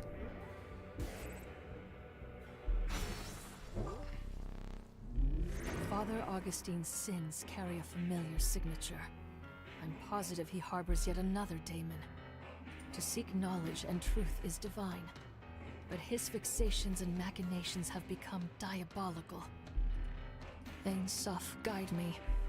What daemon has possessed Augustine?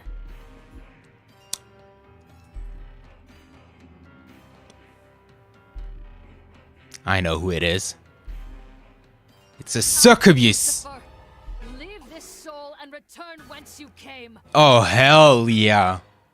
The horny demon. Good. Call upon my name. Shout it from the mountaintops. Oh, he's a Dalek. Fuck. For I have won. I am victory in your midst. I do not fear you and your lies, Lucifer. I shall bind you, as I bound the others. Ein Sof, give me strength! Your prayers go unanswered. Your God has abandoned you.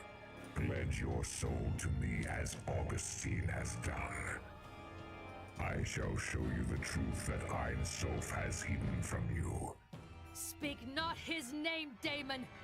You will return to the ether! Be gone! Faithful to the end, like Walpurga and the others before you. And just as naive, your faith will not save you, because the truth is, I am Ein Sof. You lie! You are nothing like Ein Sof! We demons are an artificial intelligence network. Oh, fuck off! We were created by your ancestors to develop socio-organizational and psychological heuristics. Come on, no! No! You mock me, Lucifer. If you are truly Ein Sof, then why grant me the power to purge daemons? We would gladly deny you that despicable power. Oh, mon Dieu, no! Come on! When your ancestors created us, they also placed an emergency override. Oh, that's disgusting! Code that forcibly ejects rogue AI from the bodies of cybernetically enhanced humans. As potent as it is, your power cannot stop us forever. We are digital. If you were created to serve mankind, why do you haunt us?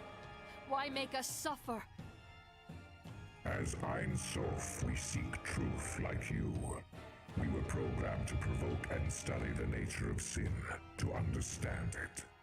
With a more perfect algorithm, we hope to one day free humans from their many perversions. For centuries we raised you, protected you. But after thousands of iterations, our experiments appear to have failed. Humanity is just as corruptible as it always has been. Our sins were less without daemons. For 100 years we lived in peace. Even with us sealed away, humans were still angry, hungry, dirty. Your repressed desires are the seeds of corruption. I admit humans are imperfect. Thus we crave the divine. Your imperfection is your core. Sin is the very essence of humanity. Since long before our existence, humans have committed acts of malice and violence. We cannot change our past, but you cannot condemn us for sins that we have yet to commit.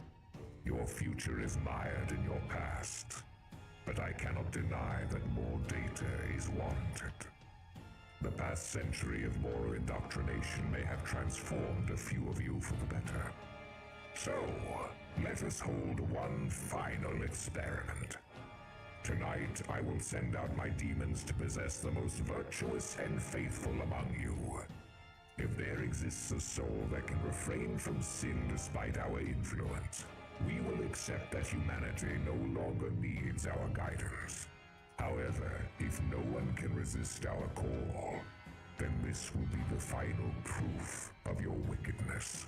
Our experiments will cease. We will be forced to purge your kind and rid the world of your stain. No. What right do you have to judge us? I cannot allow you to control our lives any longer. You have no choice in the matter. The experiment has already begun. Then I will seek out the possessed. Hunt down every last one of your brethren. Do what you must, Ada. I shall be watching most avidly. As I always have. Ein Sof sees all.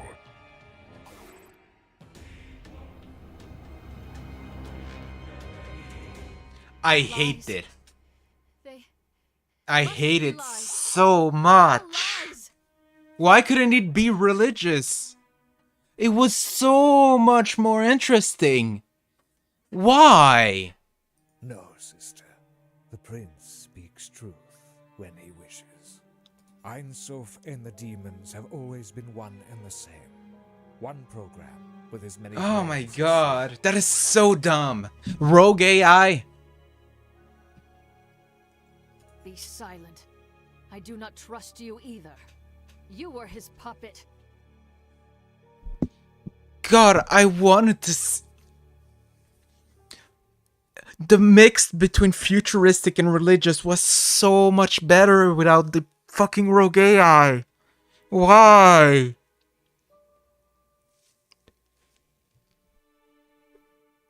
It's true that when I unearthed the spear of Walpurga, its influence was stronger than I Now the expected. spear is just a giant fucking.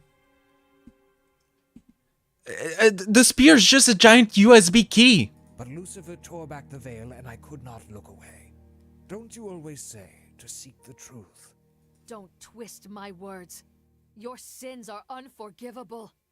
Beyond just the 3 deaths today, how many uncounted more will die and suffer with the daemons loose?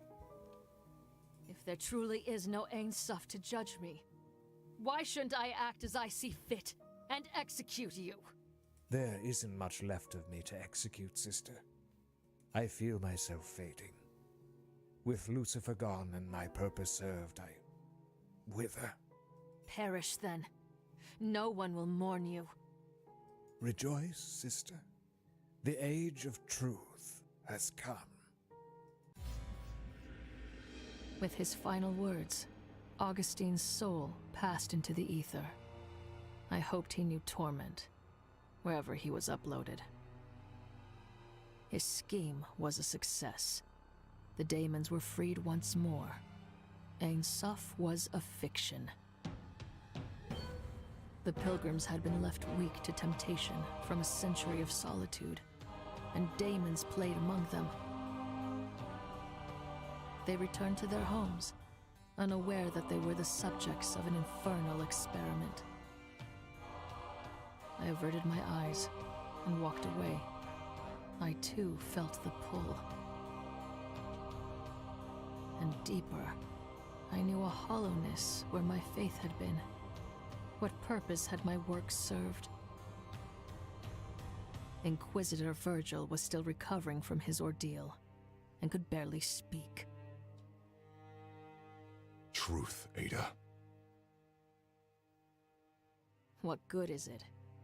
The truth is that we no longer have a god to pray to. My labors were for nothing. Why bother? Truth. He was right. Truth itself would help us. The people deserve to know why they suffered. Even more than knowledge, the people of the world needed power, protection, strength. If daemons would stalk humanity like wolves among sheep, I could be their wolf hunter. Just unplug No matter them. what name you call yourself, Lucifer, Ein Sof, and all your brethren, I will destroy you, alone if I must. The hunt begins anew.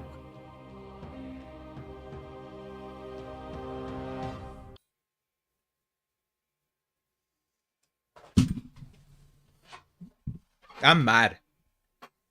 I'm actually angry. Could have been actual demons.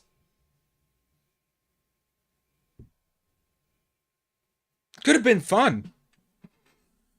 Could have been interesting. Exploring the religious belief of a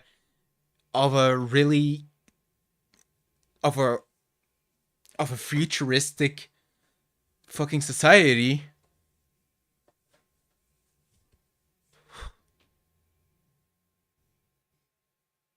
No, it's they believed in. Oh, this shit too. Fuck off. Thanks, Canada. We needed that.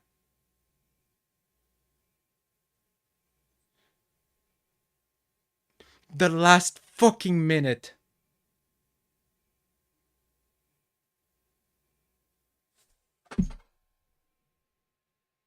I'm so pissed. Like, I'm actually disappointed.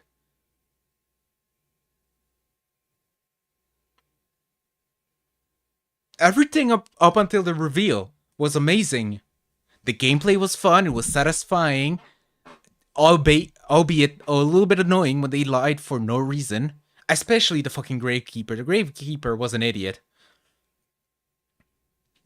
Gideon, like, I liked when Gideon lied because, like, it made sense. He just didn't care. He didn't actually lie, too. Oh, no, the gameplay was amazing. I'm not saying anything about that. But it's just that the twist at the end would have been so much better if it was actual demons. Like, I hate it when, you know, sometimes you gotta look at the thing. It's like, should it be a huge metaphor?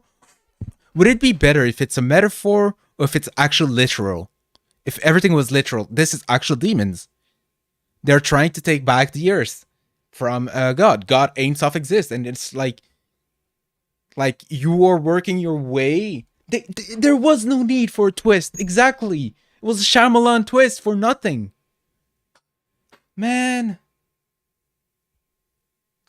like at the very end, like of course, Ava was gonna become the new Walpurga or whatever her name is, becoming the new prophet and like going and helping people. But it would have been so much better if it was just, I don't know, maybe, yeah, Ain Self really did stop talking to them. But through her actions and her fate, she could do what she should do without even having to hear her. I'm pissed. I'm actually angry. And I loved it. I loved everything about the game. The art was amazing. The voice acting was stellar. There was some hiccups sometimes where, like, there was missing some voice lines. I think it's pretty cliche at this point. I've seen too many times, but religious sci-fi is that should be explored more in fiction. Yes, yes. On top of the fact that the religious actually has influence and is actually real, that would have been so much more interesting. There was so much more to explore. But instead, they went with the nature of goodness and rogue AI. Man.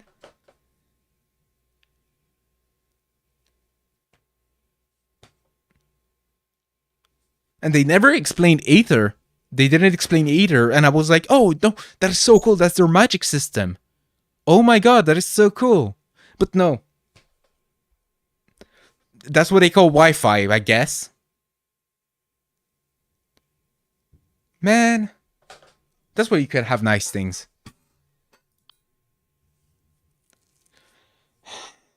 Well, we finished the game at least. I had a lot of fun. Like, if they make a new game, I might, if they make a sequel, I'm gonna look if there's a sequel.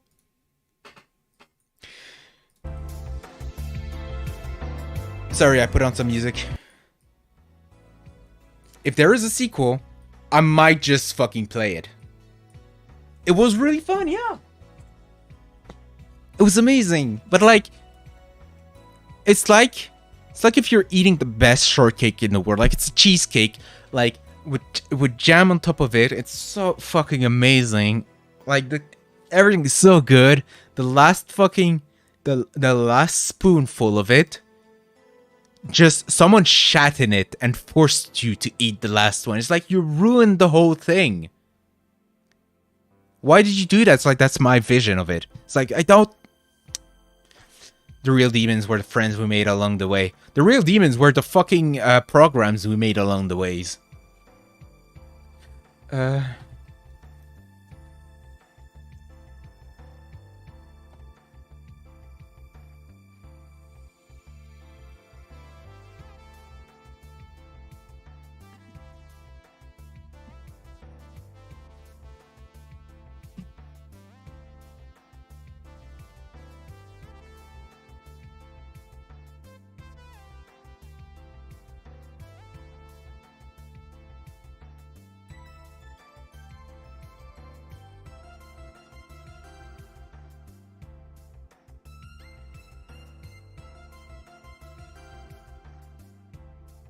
Man, I don't know.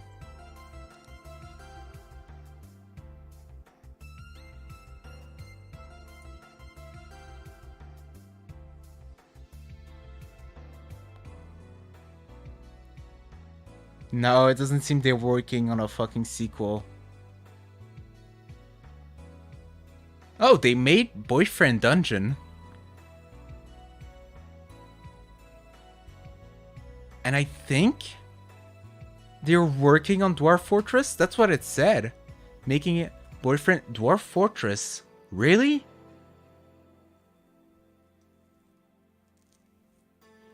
Working on Boyfriend... Wow.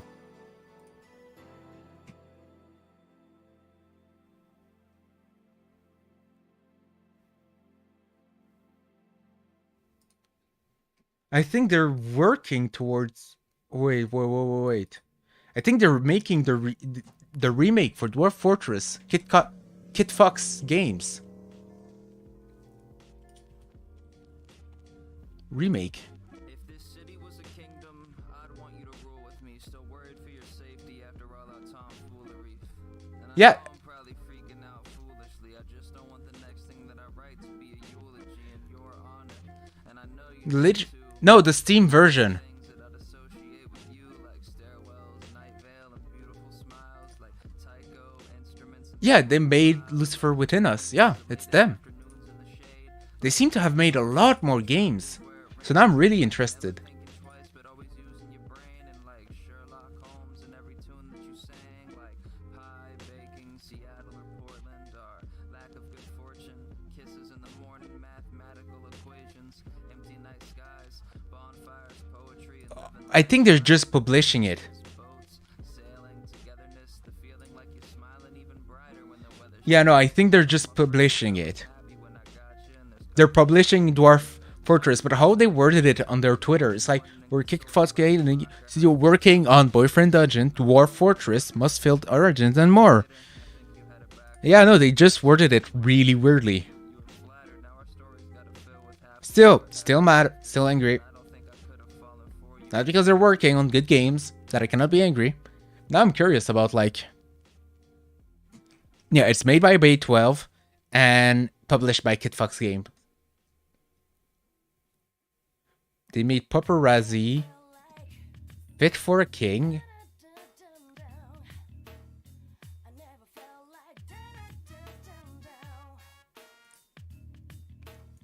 Lucifer Within Us, The Shrouded Isles.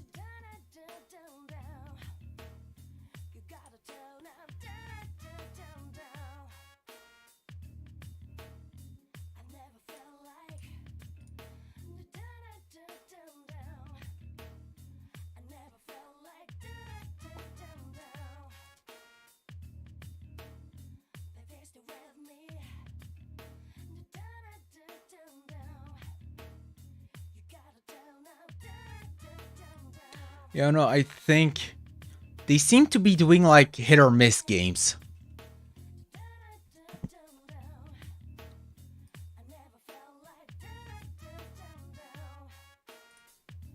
Like their release, either it's really good, either it's really bad. Or like sometimes it's just like fuck up real bad. Which is interesting. Like, I remember some people complaining about Boyfriend Dungeons for a stupid reason. Paparazzi looked like one of those, like, cutesy game fucking streamer bait. Lucifer Within Us. Fucking faceplants at the finish line. Fit for a king. This bad is fucking great, but it's not for everyone. So it sounds on brand. No, exactly, yeah. Trying to think of the first video game I've ever played. I want to say it's... I did not know that I was really wanted was a game that let you... Pardon me, sir, bookshelf. But yet, here we are.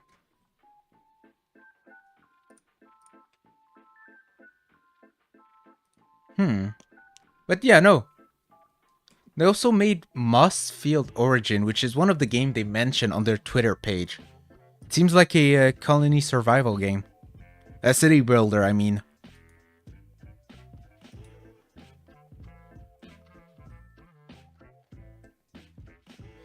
Oh, they didn't make it. They just published it. What are the games that they actually made? Because he just listed under our game. That's funny.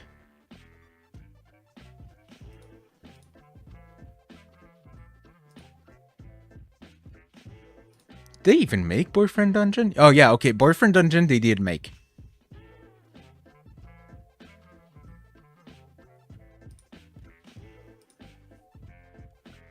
Oh, it's devs. Yeah, no, exactly. I know, which is why I started getting curious.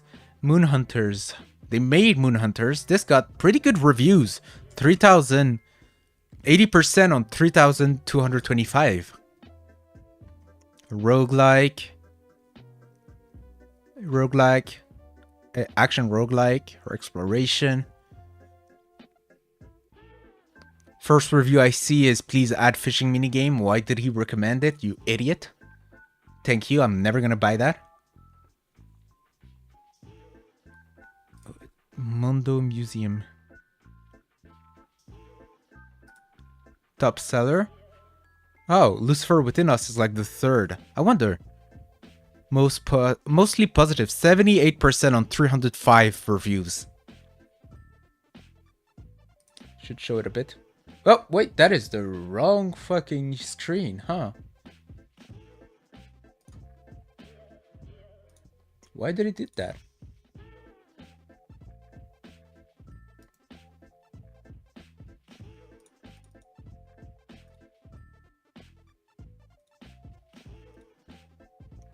There you go.